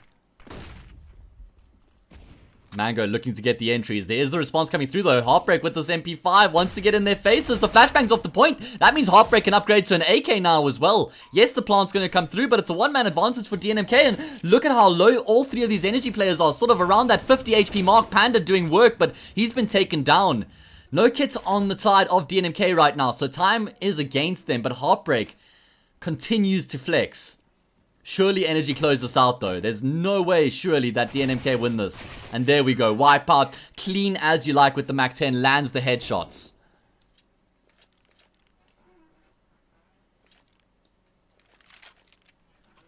Yo, Zero, I appreciate it, man. Normally it would be like a lot more formal if I had somebody to cast with. But because I'm by myself tonight, I like to just keep it like loose and chilled. And then, you know, every now and again when the situation heats up, that's when you slut in the casting. But maybe not a best choice of slang there. I don't even know if you guys know that one. Maybe that's just from my old school days. You throw in the normal casting, probably a better choice of word. But yeah, just keep it chilled. Another eco round here for DNMK. So this should be Energy leveling up the scoreline, right? They should be making it 9-9, having the economy in their control, being on the T side. They've got the freedom. They can play to their strength. They can dictate the pace of the game. I'm backing Energy to take this to a third map, guys. There we go. Nicely closed out by Wipeout. Now we get into the bread and butter of the half. First full gun round here for DNMK. This is where they need to make a statement. If DNMK lose this round, then you probably expect Energy to close it out from there. If DNMK win this, they keep it very much alive.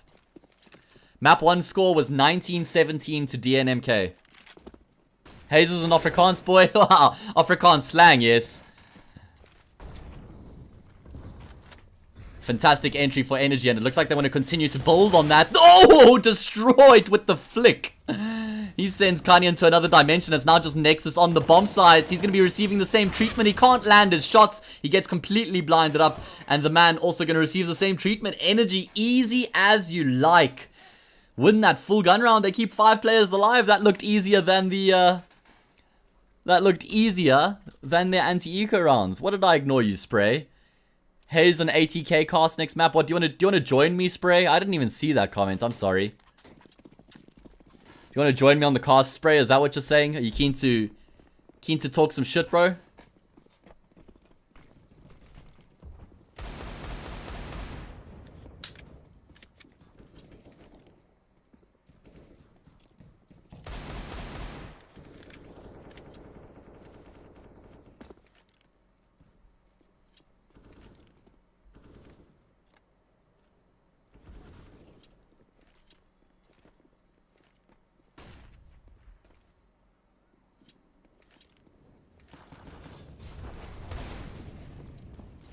You can see that Energy have got their stride back in their step, right? You can see that everyone's looking a bit more perky. Everyone's feeling more confident. They're playing more as a unit. You can see they're playing with more confidence behind them right now. It's just all around looking better from Energy's perspective. I mean, they were down 9-3 at one stage, so they've won the past 7 and about to be 8 rounds. So that's a lot more convincing. Is the ESEA final tomorrow night, guys? No, it can't be. Are you talking about the Esports game, Pocket? Energy play ATK tomorrow night? Yes, I am casting that game. Yo, Spray, what's going to happen in your game against... You'll never catch me public speaking. Yeah, that's so true. I mean... I'm not surprised, Josh. But... yes, I'm casting that game, and I want to ask you guys, Spray, Blaze, and Slowy, all in the chat right now, what's going to happen in your game against Energy tomorrow night? Give me maps and score predictions right here, right now. I want it.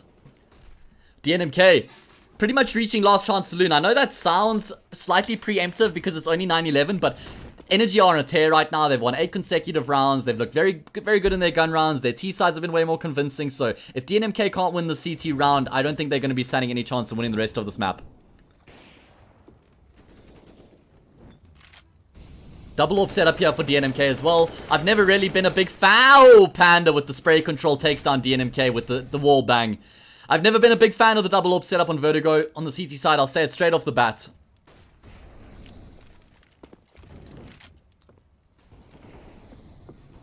Energy making their way forward onto the A bomb site. BNY going to get caught off guard.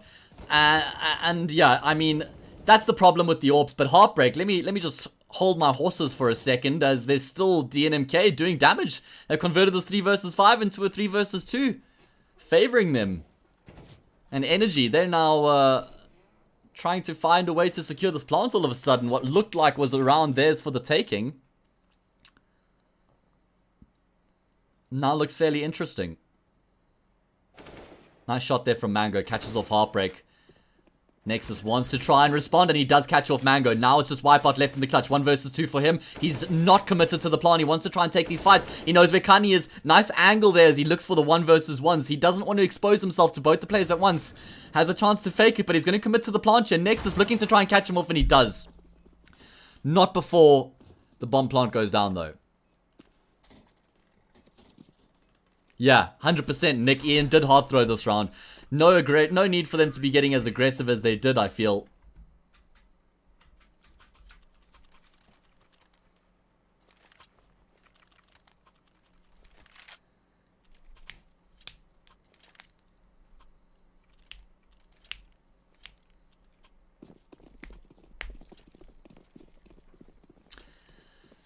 Okay, so DNMK giving themselves a fighting chance. The problem is if they lose this round, their economy is in the toilet. They'll be sponsored by Venezuela pretty much.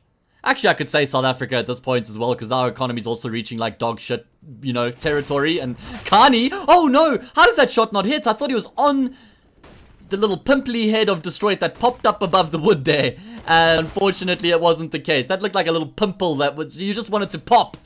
And unfortunately, Kani doesn't hit the shot. So Energy, they just steamroll their way through the round. And I'm liking this. This is the confidence.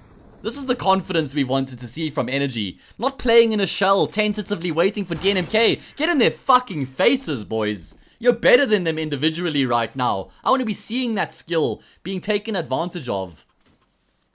No need to be scared of them. They're playing with the sub. Assert your dominance. Take a leaf out of ATK's book right now. Everyone loves HAzE? Wow. You guys are making my heart warm right now. Aaron, if you share it with them, I'm deleting you from my OnlyFans. Wipeout. Nice, clean ego frags. The ego frags, Nick. The ego frags. Have you been using that one, Nick, in your casts?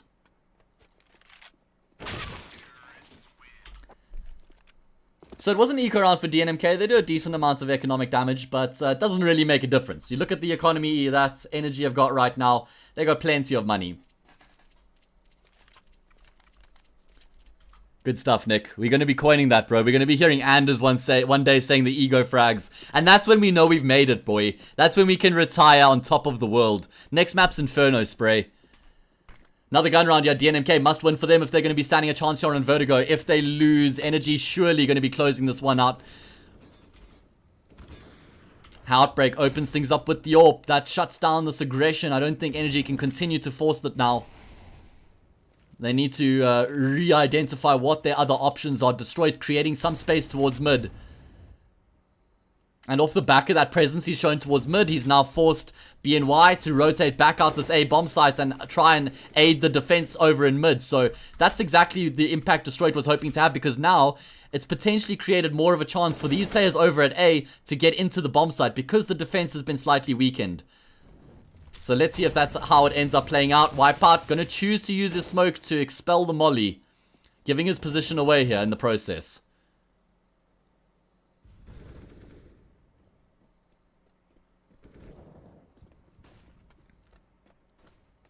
Wipeout giving his position away, is trying to chase down Kanye and catch him off. He's still trying to chase him down. Kanye in a very awkward position here, in complete open. He's going to fall prey to the AK. But the trade is there for BNY.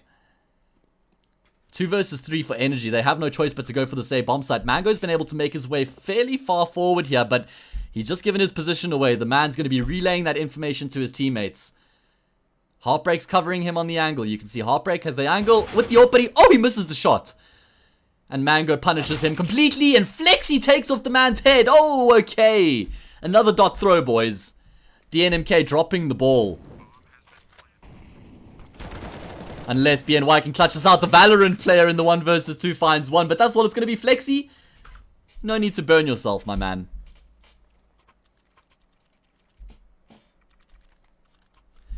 Your draw spray on the minimap. Okay. How do I even start? I mean... Spray wears glasses. Right? Oh, it's disappearing, Spray. I'm sorry, bro. So your head disappears while I'm going. Got a bit of a nose there. Oh, that's supposed to be a nostril, but it looks like a booger.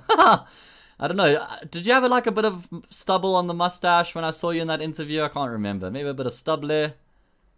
And we'll give you a nice big smile. There's Spray. But here's the really key part of Spray. It's the massive brain that he has. That's what Spray brings to the table. It's this ginormous brain.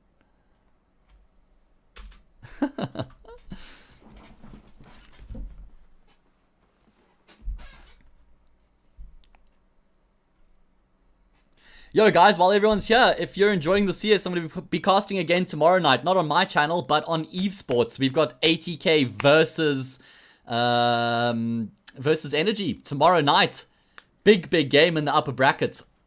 Winner goes through to the upper bracket final. Loser drop down to the lower bracket. So, big game on the cards tomorrow night. That's at 7:30 p.m. on the Esports channel, boys and girls. Can I just say something? When I say boys, I don't actually... Okay, whoa, hold on, we have a pause. Wow, they found the pause button, everybody, but it's not a tactical pause, it's a tech one. When I say boys, it's actually used as a collective term, like when people use the term guys as well. It's not like you're only referring to boys, right? But I understand how it can be misconstrued as well.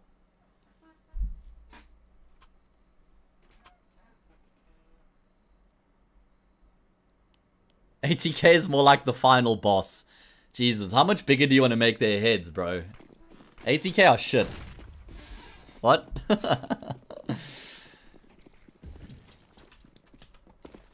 Save round for DNMK. They're going to be allowing pretty much Energy to get to map point here as Heartbreak gets taken down early on. Wants to try and force the issue with the aggression. See if he can catch somebody off guard.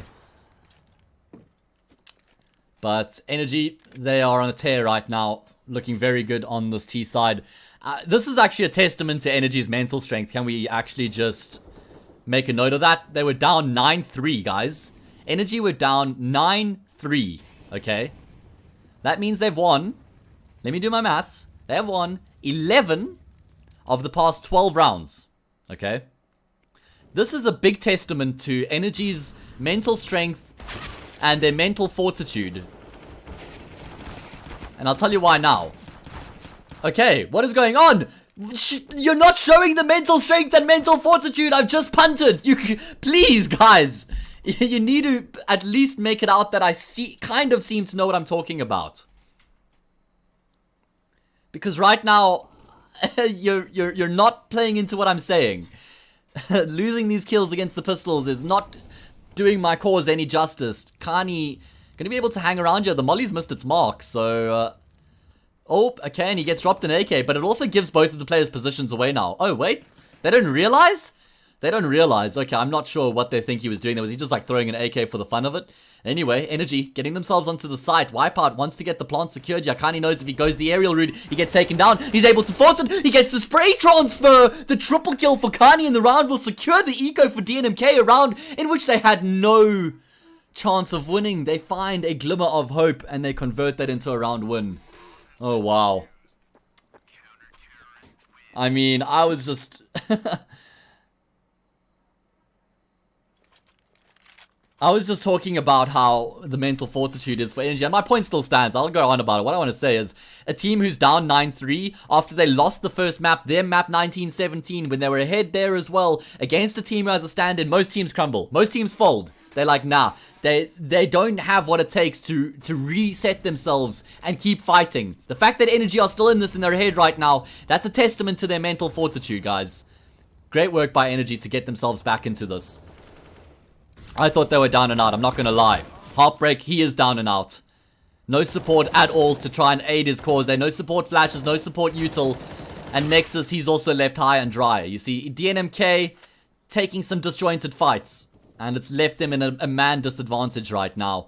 And Destroyed makes that a 2-man disadvantage. Mango makes that a 3-man disadvantage. And now there's a no man. No man's left. 11-15, Energy straight back to winning ways. Guys, we're going to map number 3. I'm telling you, there is a map number 3 on the cards. Yeah, we're going to Inferno. Energy fought their way back into this. First map was won by DNMK 1917, so it's 1-0 right now for DNMK, but Energy are on the cusp of making it 1-1.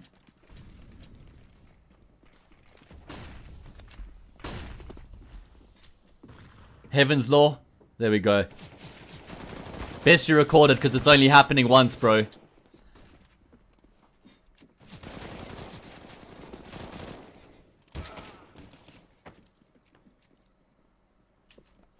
Do I like the burst? If not, why? I don't even know if I want to dignify that with the response, Wolven.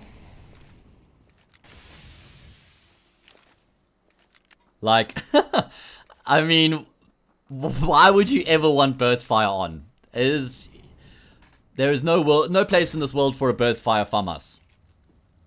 Heartbreak. Playing in the smoke right now. Waiting for his opportunity to pounce. They know he's here and Mango just destroys him. Good work by Mango, just continuing to hold the angle. Energy taking full control of the A bomb site now in the 3 versus 3. Flexi's low, but still alive and kicking. DNMK have to win this to keep themselves alive on Vertigo. And it doesn't seem like it's going to be happening unless Kanye and the man can chime in, the deadly duo, to somehow engineer a way into this and make the retake happen. It's not going to be happening. Destroyed and Mango take them down, and we are going to a map number 3.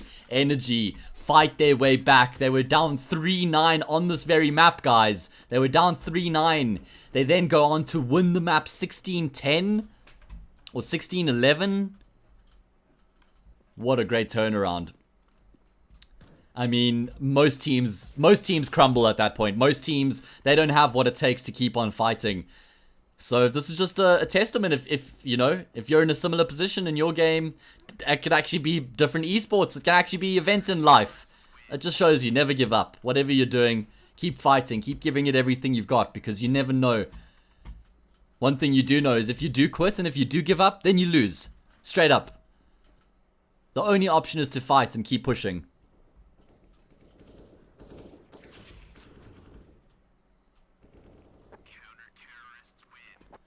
Welcome, Carlo. Fancy seeing you here, lad. Oh, God. We're going to Inferno, though. So I did say at the start of the map, I'm gonna just punt myself. I did say I back Energy to close this out from after losing that first map. I did say I think they've got what it takes to take the fight here on Vertigo, and then from there get the win on Inferno as well. Inferno definitely one of Energy's core strengths. Although, it must be said, when DNMK have their full strength of their roster, it's one of their strengths as well.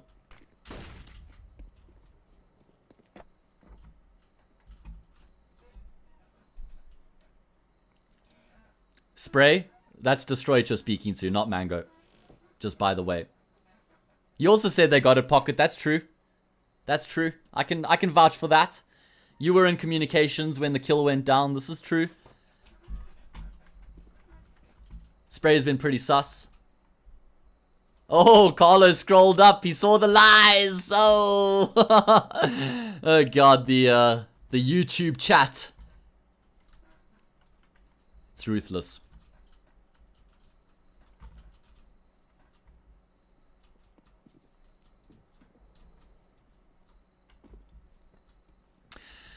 Alright, so map number 3, Inferno. Yeah, from here, surely this is Energy's game for the taking. Props to DNMK for, fighting as hard as they have, making the game as close as they have, but surely this is where their run comes to an end. They had to close it out in 2, in my opinion. They had to win Dust and Vertigo if they were going to be winning the series. I don't see them winning Inferno. Mango, he's another animal on Inferno. He is literally another animal. As is the man. I did say that earlier on, though. Carlo, if you're still here, the man is going to fight you in Banana. Every round. He doesn't give a fuck. You're going to flash him, you're going to nade him, he's going to peek you with 5 health, and he's still going to headshot you. There we go. I've let the secret out. I've let the cat out the bag. If that's still a secret, then you're living under a rock.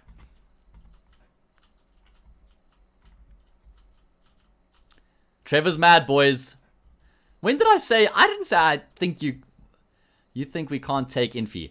I didn't say... Okay, I did say I think Energy wins Inferno. This is true, but in my defense, I also said when DNMK have their full strength roster, Inferno is one of their core strengths. So there's hope. And you have the man. Like, he's just like a trump card on Inferno.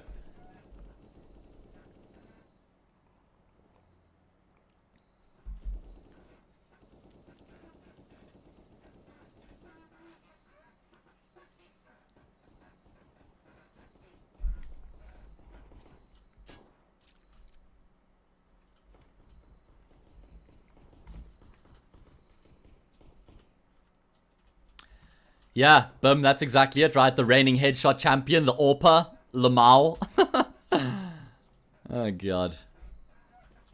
What's your guys' predictions, by the way, going into map number 3, Inferno? Let's get some score predictions going. Give me your score and the team who's winning. Right here, right now. Carlo, yours included. And Trevor. I want a prediction from both of you. I don't give a fuck. Let's get the BM going. Let's get the banter going.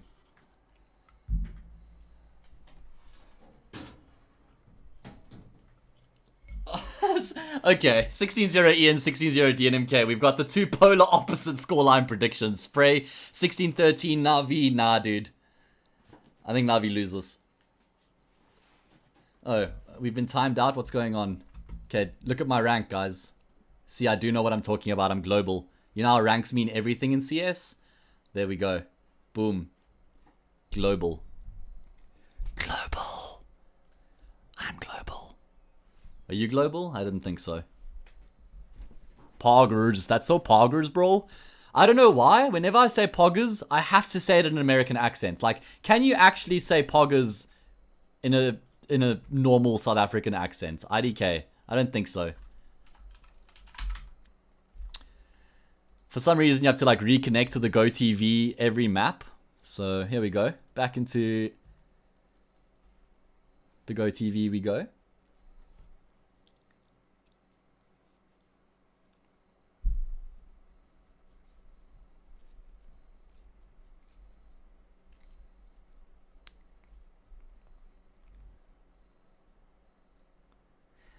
Okay, Pocket, 12-16, and I'm guessing you're assuming DNMK wins, right? Kappa, of course. 16-12, that's a respectable scoreline. I think that could be on the money, actually. I think that's a pretty accurate scoreline. Especially considering that Inferno is like a very 50-50 map in South Africa in particular. Like, you actually have teams who straight up prefer the T side because... And one of those teams is ATK, just by the way, in case anyone didn't know. Their CT side used to be questionable. I haven't seen an Inferno game from them recently. Spray, how's your CT side Inferno been, man? Because last time I saw, your T side was great, but the CT side was definitely struggling in comparison.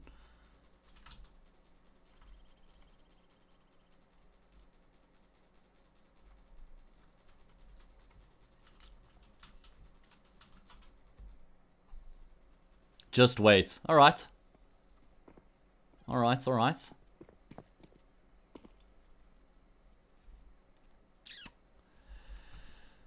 Alright guys, we'll be going back into this one shortly. Just waiting for everybody to ready themselves up. I'm going to continue speedrunning Inferno without touching any walls. Oh, I failed. Opened up the mini-map. Oh. The map. I guess it's not the mini-map if you open up the big map. Yeah. What a series. I'm actually so glad this has turned out to be as entertaining as it has, because when I found out that BNY was playing in place of Divo, I did think this wouldn't be as entertaining as it would be when it's the full lineup going up against the full lineup. But this game's provided, man. Props to the Valorant player as well. I'm gonna stop calling him BNY, and I'm actually gonna start calling him the Valorant player for the rest of this map. Waiting for the Launders and HAzE crossover. Xander, I feel like that's not even a compliment, because like you didn't obviously say anything about it. But Launders is one of my favorite esports personalities, man. Like, that guy, he knows so much about the game, and he construes his information like in such a nice manner. His content he puts out is so sick. Like, I'm such a big Launders fan, bro. So that's a big compliment for me, man. I love Launders, and I have for a long time. And I love his co-caster Scrawny, by the way. Like, Scrawny is one of my inspirations, actually, like, in terms of, like, other casters out there in the community and the scene. He's also, like, a young and up-and-coming caster, so he's shown, you know, that it's South Africa, or that the casting scene internationally is open to up-and-coming talents that take their opportunities, and they have what it takes, and they're willing to work hard enough. You can reach the top. Scrawny's my inspiration for that. Sadakist, another big inspiration of mine. I try and learn I tried to. Obviously, he doesn't cast anymore, but like I've learned a lot from Sadakist's casting. Try to emulate a lot of the stuff that he does as well. Like, I feel like we have similar strengths. Quick talking, lots of hype. Obviously, I'm not saying I'm nearly as good as he is, but similar strength pattern is what I'm getting at. Bardolph, oh yeah. He's like, Bardolph is such a vibe. That's the way I would describe him. And that's another thing I love about, the casting that we have in the Counter-Strike scene, is there's such a diverse range of casters, right? And casting pairs. Obviously, we've lost a couple recently. Henry G going to the GM of Cloud9. Moses going into the coaching position. Obviously, Yanko's been out the job for a while. He was more an analyst, of course, a desk analyst. But even though we've lost these talent, we still have some amazing casters. And the Anders and Semler duo is still going in Flashpoint 2 as well. So as long as we have Anders and Semler going, we've got everything we could hope for. What's up, Zox? You want to come kill you in Among Us again, bro? Alright, I'll be there, man, when this game's done. Keep a spot for me.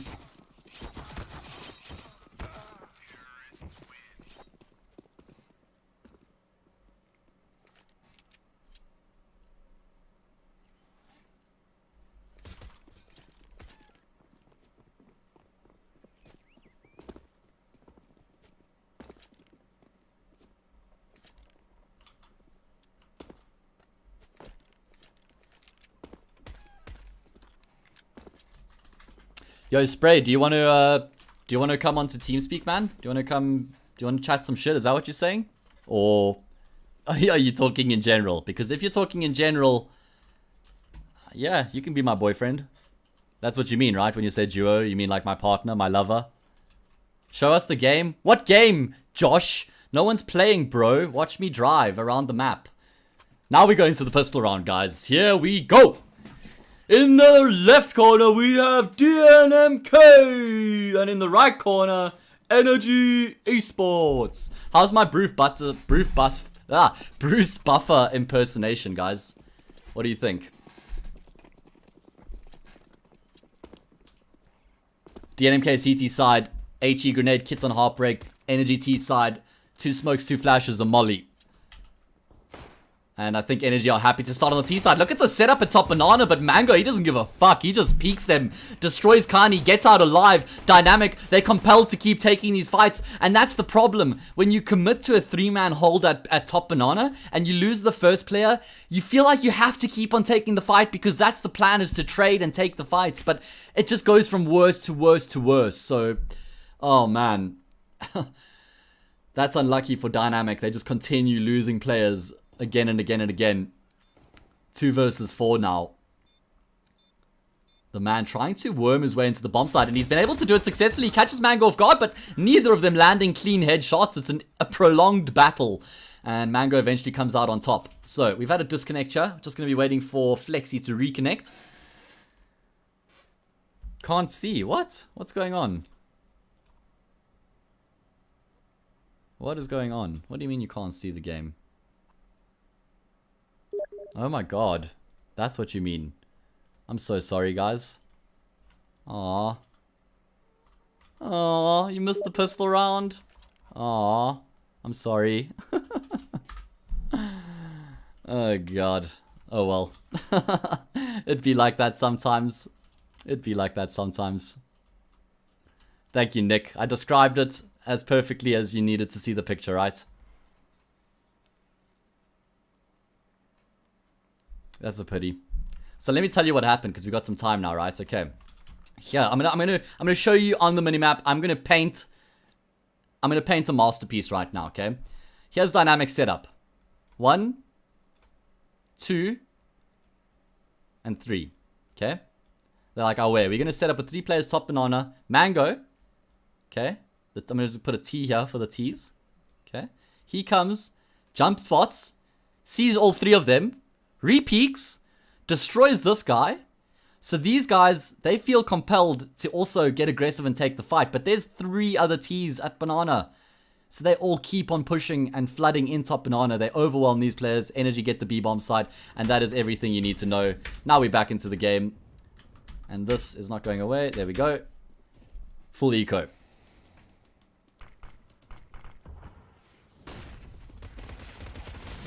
Nice pop flash play here from Dynamic, looking to try and catch Energy off guard. It might have been slightly early. If they delayed it by 2 seconds, maybe there would have been a few more players there that Energy got blinded up, but unfortunately not the case. What am I ignoring, Spray? I'm not seeing your messages. Ah. I'm going up and looking for them. What am I ignoring, Spray? You're gonna have to tell me again. I can't find it. Officially? What does that even mean?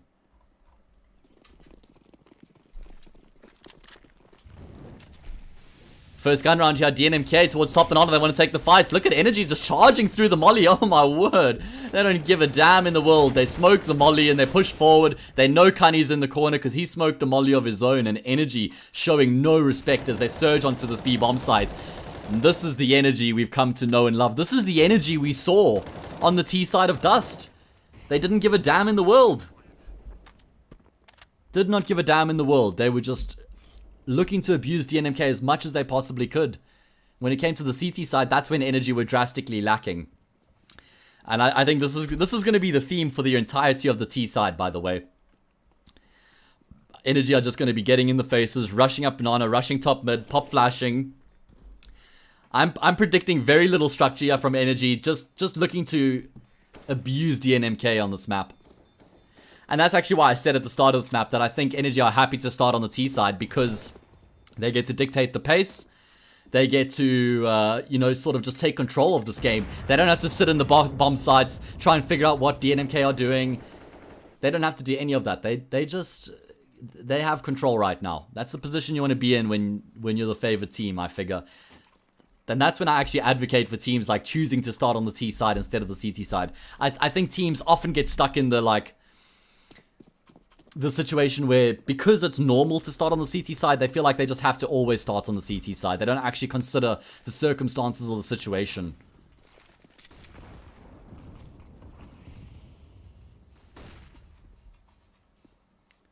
Interesting that Dynamic opted to eco here. When you see that they saved 3 rifles from the previous round, they could have dropped a FAMAS or some SMGs and gone for the buy-up, but they play the long game. They want to make sure they get AWPs full util. I respect that. I think that's the right decision so early on in the game.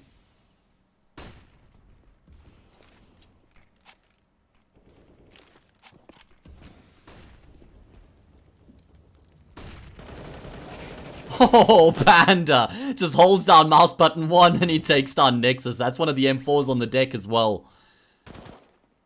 Another point. BNY has kept an M4 from the previous round, okay? and maybe he's about to show us why. Let's see. Before I smack talk him, let me see what he gets done with the weapon, because I see Kani has armor as well. So I'm just wondering why the Valorant player wouldn't drop his armor across, or rather his rifle across to Kani, who also had armor. Is it a Zeus and Simple situation all over again? I don't know. We'll have to find out. I know, I already failed, Josh. I'm sorry. Heartbreak. He's not failing in this round, though. He's actually earned a man advantage here for DNMK, showing that they might not even have had to go for the full gun round to try and win this one out. Bomb plant comes through from Mango. Kani, though, tapping her with the P250. Oh, no, it falls apart for DNMK. They have the crossfire set up, but some quick thinking, quick frags from Energy. They're able to shut it down. It's BNY, the Valorant player, now left in the 1 versus 2 clutch. Oh, he takes down Wipeout, leaving just Mango left alone with 18 health. But fortunately for Mango, he was on the perfect angle to trade it out immediately. Don't do it, Spray. I'm sorry. I'll be better, okay? I will be better. I'll try harder. We can go to counseling. Who should be our counselor?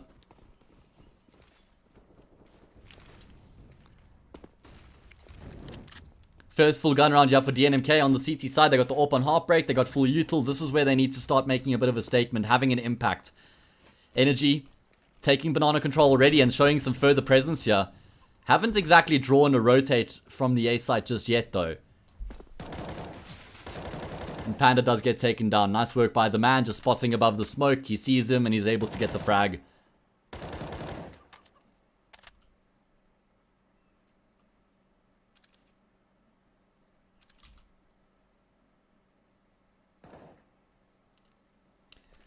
First blood goes away of DNK, which drastically slows down Energy's approach. They now have to try and figure out the situation and how they're going to get back into it. Or don't take me away, Auto Director. Okay. There was no further action, I suppose. I thought Destroyed might try and go through archers and wrap around, but they're just going to be execing onto the same bomb site, looking to try and deal with this crossfire that DNMK have set up right now, but this crossfire is ferocious, and BNY doing work in pit right now. Dynamic winning this gun round, keeping all 5 players alive.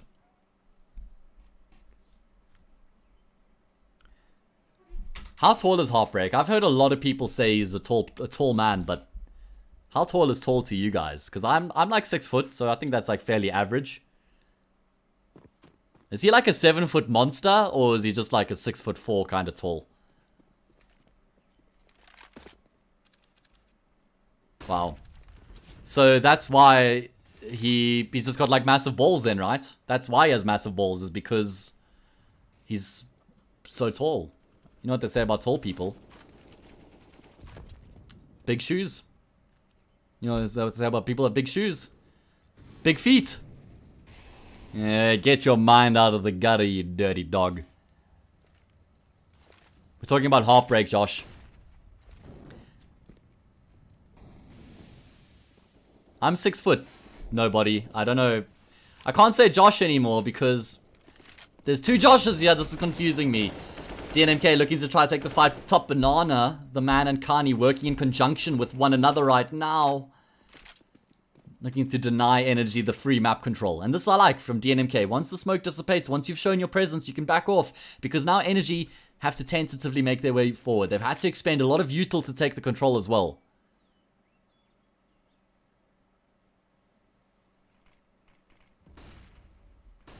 And Energy now executing onto this B bomb site. The man playing from family, hoping he can get something done. Nice support flashbang comes through.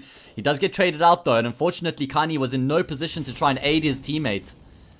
He has got an angle, but not an angle that'll be denying the bomb plant. Destroyed though, if he's lazy, will get caught off, and fortunately for him, he doesn't get punished for the cross. Should have been aware of that possibility. Maybe he thought the molly was crossing it or covering it. 4 versus 4 retake to get done here by DNMK. They got 2 flashes and a smoke to aid their cause. First blood drawn by Nexus, but it's answered back immediately afterwards by Flexi. DNMK getting shut down here as they try and make their way forward. It's the brothers, the Smith brothers, who find a quick couple of frags between the 2 of them. And Heartbreak has no choice but to save the SORP.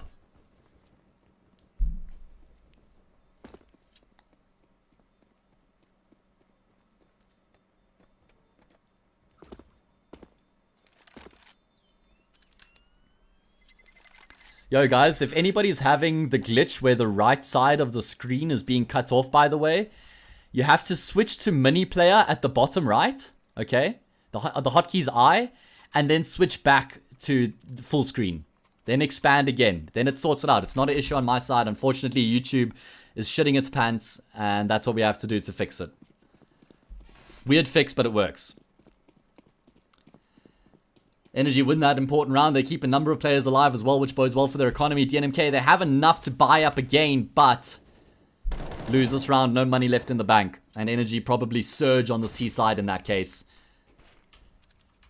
Oh, who is it? Who's on top of you? Oh, no, I don't get him in time. Oh, it's the man. There we go. Okay, we do.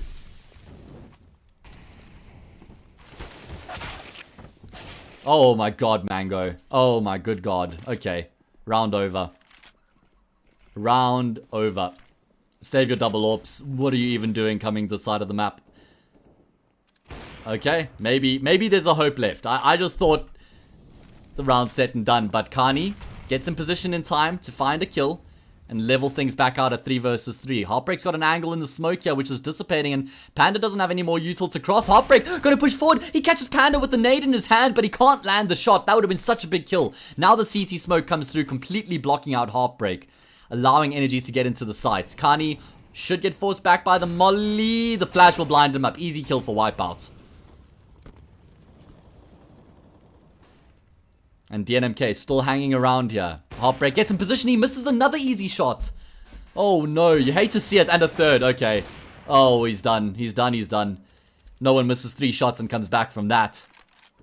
He's just going to push forward and get taken down. Oh man. Spray. I'm sorry I disappointed you. Tomorrow I will be better. Okay? I promise. Thanks for joining tonight, mates. I hope you sleep well. Appreciate the presence. And I don't mean presents as in gifts. I mean presence as in you being here. Wow, I'm not good at describing things or explaining things.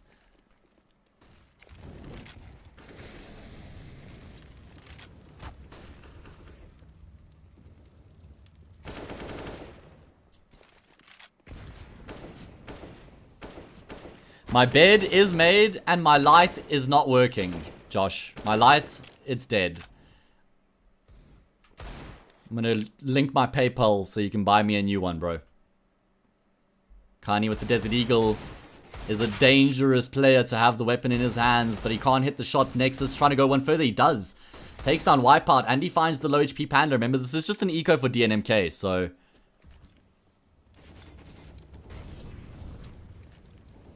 they can just find another kill here. It just keeps Energy's economy in check. So what that means is even though Energy go up 7-1, they don't have like the most insane economy in the world. Mango gets off the plant just in time.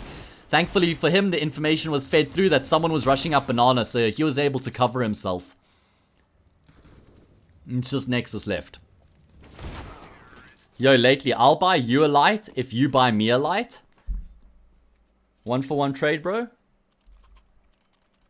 Except I want like the Herman Miller of lights. And I'm going to go to Pep to buy your light. If that's fine. I think that's a fair trade.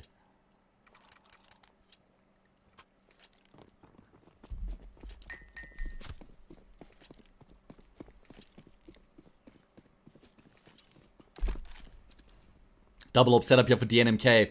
To try and answer back and put a stop to this momentum that Energy has found. And there we go. Heartbreak opens things up. Doesn't miss the shot this time round.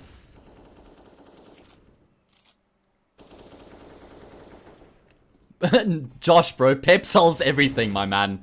You can buy oven gloves at Pep.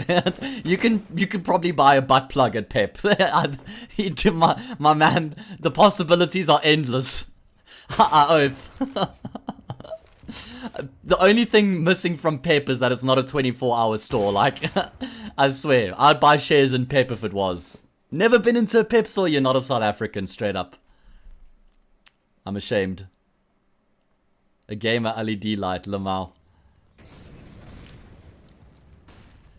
Another AWP being put to use here as Kani finds a frag. He does lose his head to Wipeout though. No, it's Destroyed who took him down. Wipeout also finds a kill. Heartbreak looking to try and get in the action as well, but Flexi's gotten a lot further forward than he anticipated, and the round is completely unraveled for DNMK. It was a 3 versus 5 in their favor, and they weren't able to find another kill thereafter. Energy just find the clean entries onto the B bomb site. They get the job done, and they go up 8-1. Pocket, I'm giving you an opportunity to change your score. 16-12, not looking very likely anymore. Energy, they've come out the gates firing here, and I'm really happy to see that they kept their heads up and they kept fighting. And yes, this is a semi-final.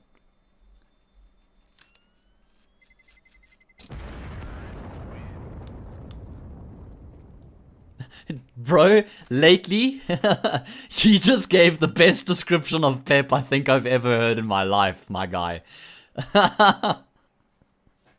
Yeah, 100%. That's the best description. Yo, Sandys, dude. Welcome, bro. Welcome to the top 400 EU, man. This is it. This is the grind. Nah, don't hate on them, Sandys. It's not nice, mate.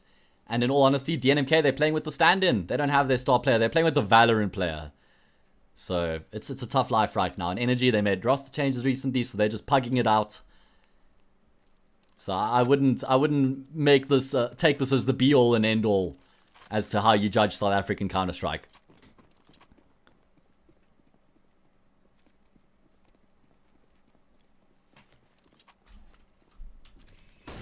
Oh, nice shot there by Heartbreak on the drive-by. It's just going to be a tag up, unfortunately. It's not the upgraded scout weapon for him. Or the upgraded scope weapon, rather, should I say.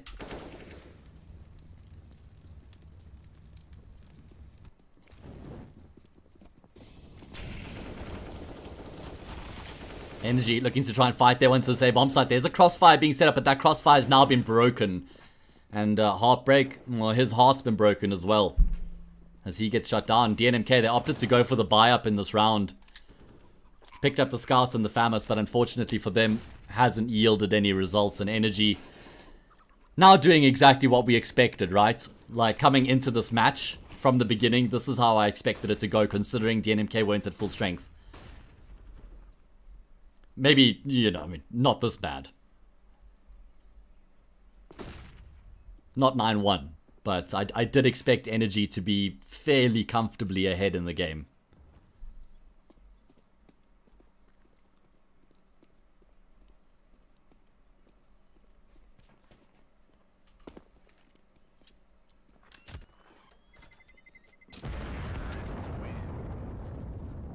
Oh, Pocket, I gave you an opportunity and you didn't take it. You're not changing nothing. 16-12 is stuck to your name with super glue. Oh, sorry, Josh. You're only a Woolworths boy, are you? Oh, well, I hope you found space here in this stream to be comfortable with your Woolworths tendencies. Woolworths is like the private school of supermarkets. DNMK with the save round, looking to try and rush down middle, see if they can force some fights and make something happen, but they just get shut down by Panda's spray. And nothing else really working out for DNMK this round, as has been pretty much the theme for this map. Nothing has really been going their way unless Nexus... Oh, I saw the vision. I saw the vision there. He came through the smoke. He saw them all lined up. But unfortunately, he couldn't land the shots necessary.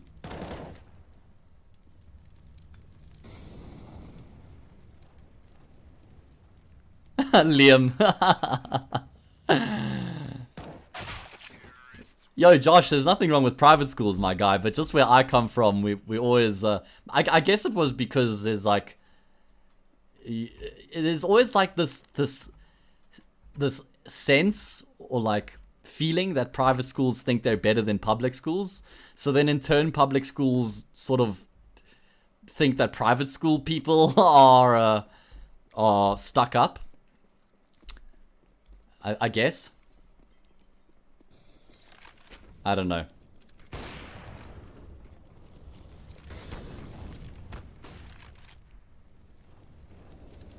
IDK, bro. IDK. I'm from a public school, though, so I'll just say that much.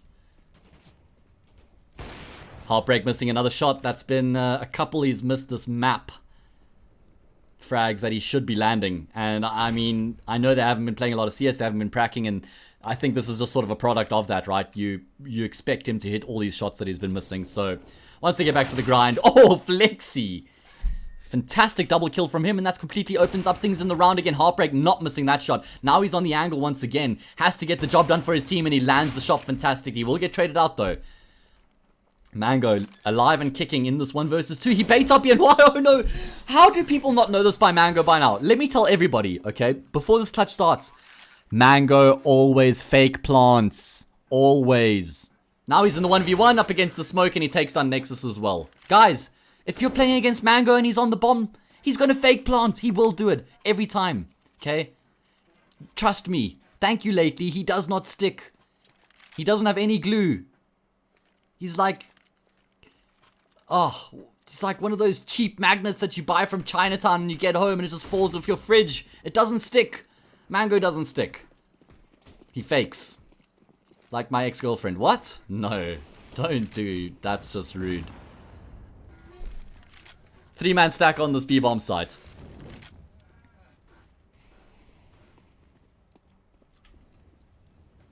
It is a force-up from DNMK. They realize no point in saving for double AWPs and saving for everything you've got, because that's not working for them, even when they've got those weapons. Mango! Oh my god, we miss it. We miss the triple kill. Because auto-director's a puss. Excuse my language. If it bothers you. If not, then it's fine. But, sorry, Mango, that we didn't catch a triple kill. But we did see the bodies falling, at least. Nice shot from Heartbreak.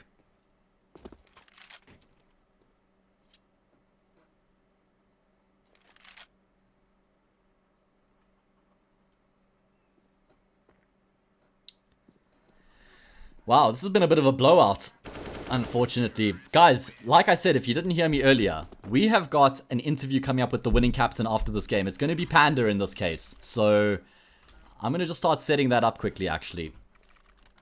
Because I feel like... this game might be ending fairly soon.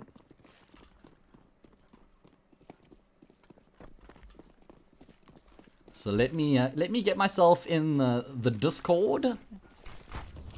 So apologies for a second while I do no casting whatsoever.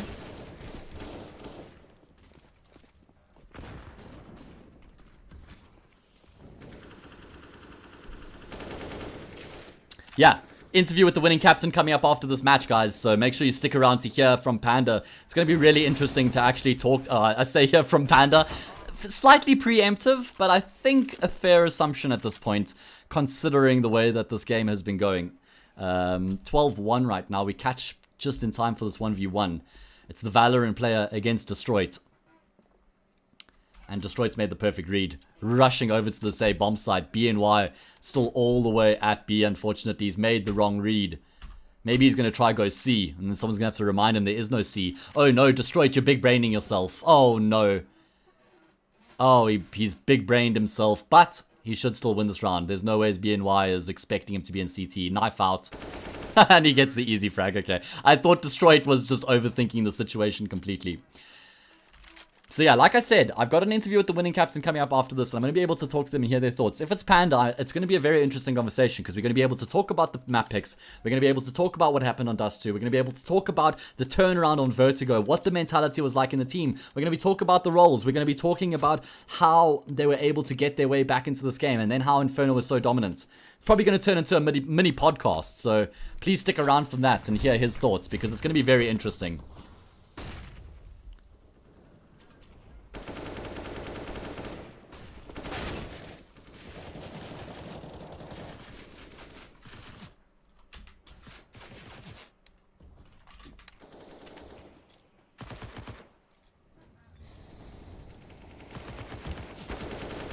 No webcam tonight, Josh. I don't do webcams when I'm on my channel because I don't think people want to see my ugly mug. So I like to keep the people on the stream, right? You know. Nah, jokes aside, no webcam tonight, bro. Energy find themselves in a very peculiar situation right now. They're gonna be saying, "Hang on, what is this? We're down 2 players, huh?" Is this what it feels like to be in a disadvantage? I wouldn't have known. Although there is still a chance here because they're making their way towards B. The man is only here by himself with 15 health. And he's got no support at all. So Energy... Oh, do they still win this round? Okay. Now they've got the info and the man's been able to get out alive. That was the key. DNMK with the 2-man advantage. Surely there's no way they drop the ball from here. Surely. Surely not. Mango finds the first 2, converts this into a 1 versus 2. There's no kit, but BNY on the angle. Oh my god, he gets sprayed down. Heartbreak's now on the defuse, but Mango, he's making the read that it's a fake. Heartbreak only has 20 health. The Glock will do the job, and he actually gets the clutch. He gets the clutch, and he's robbed DNMK. He's robbed them like a thief in the night. Their hopes and dreams have been dispatched and destroyed. Mango does not give a damn in the world. What is going on? What did we just witness? What? I did say maybe Energy actually win this now that it's the situation had presented itself. And they do. Oh god.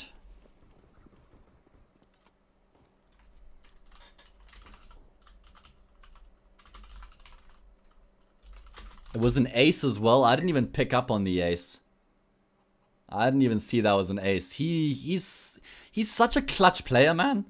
Seriously, he's such a clutch player.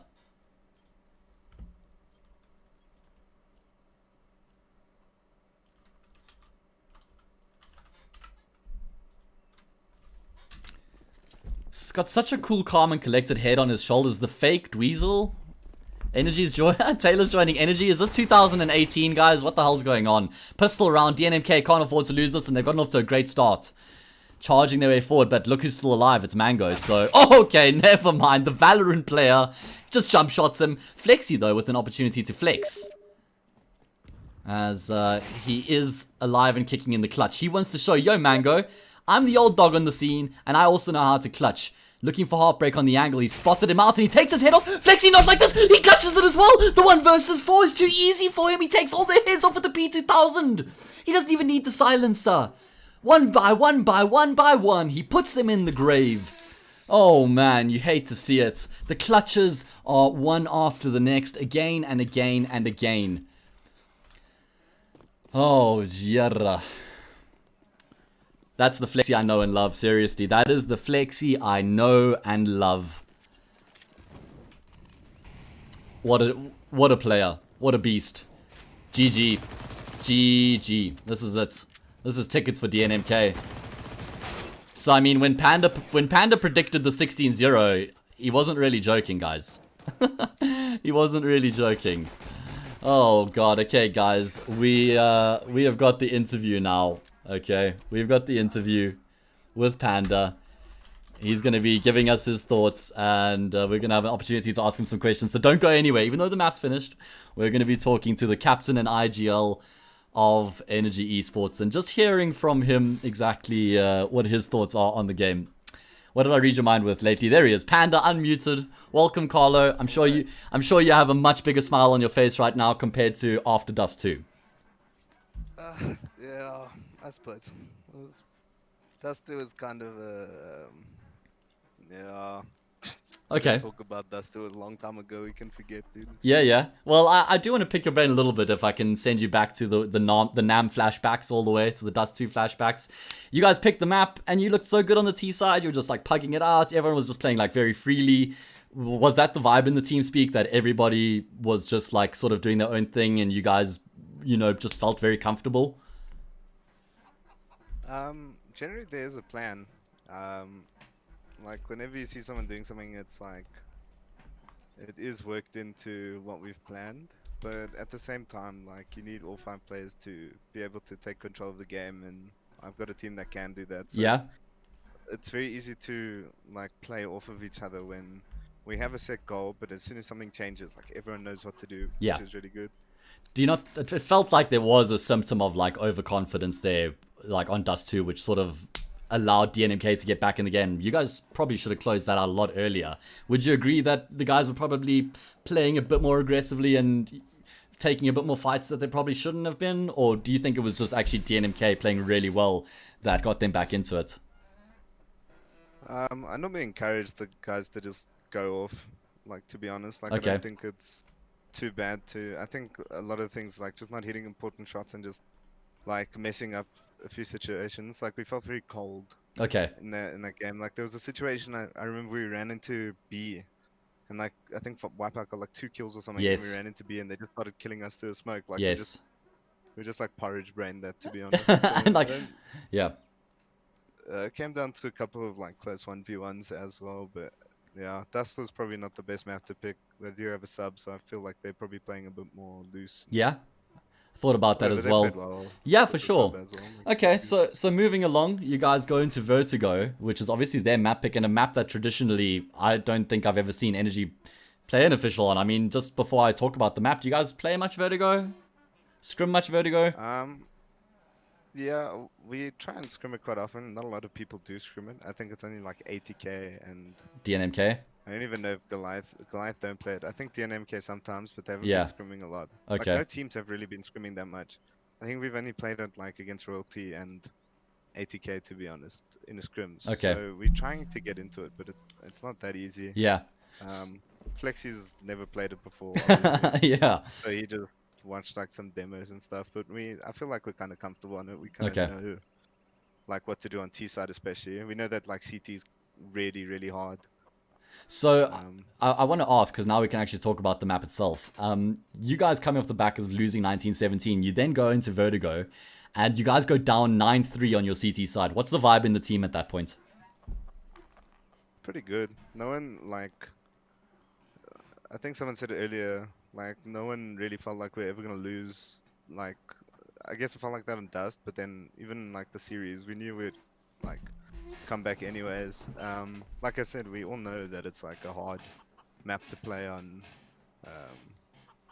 Wait, did we go down 9-3 on T side?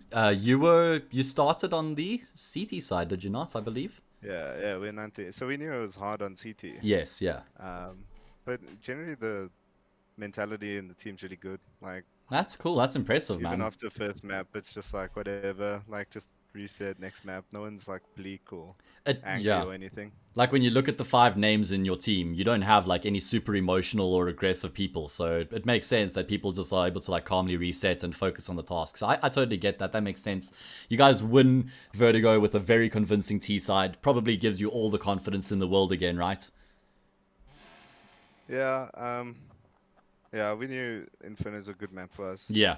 So we just did whatever we did. We know our T side's really strong as well, so starting on T side isn't ever an issue for us. Yeah. I literally said in the cast, I think you guys are happy to Obviously. start on the T side. Yeah, and then obviously like when Mango and Flexi are winning rounds like they were winning, Jesus. like it's just puts everyone in such a good mood. So Yeah, when you predicted 16-0, I didn't think you were actually being serious. I didn't think I was being serious either. No, Okay. I was keen to throw some rounds, dude. I was trying my best.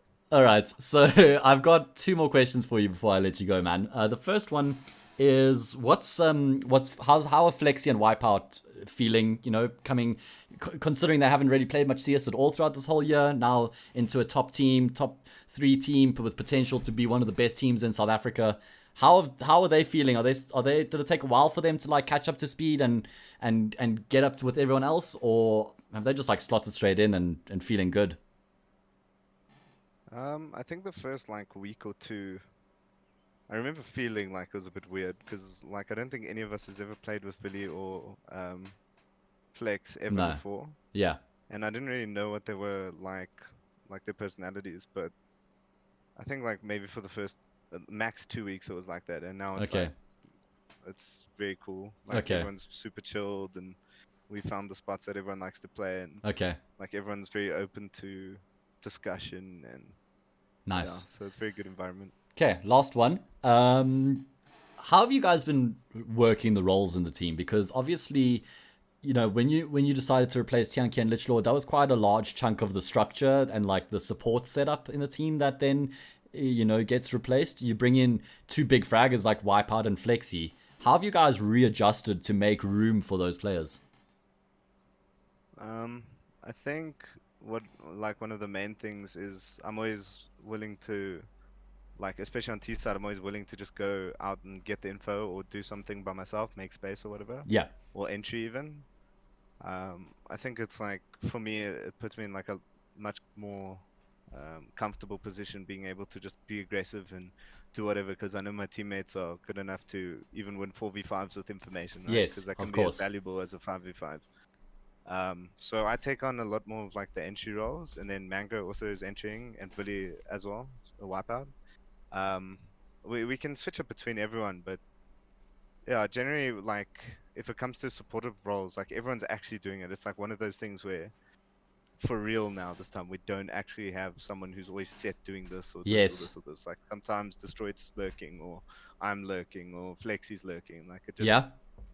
we just want to play more fluid and play off of each other because I 100%. feel like it keeps us proactive, you know, it keeps us like doing something in the server, which is actually really good because you can't get lazy.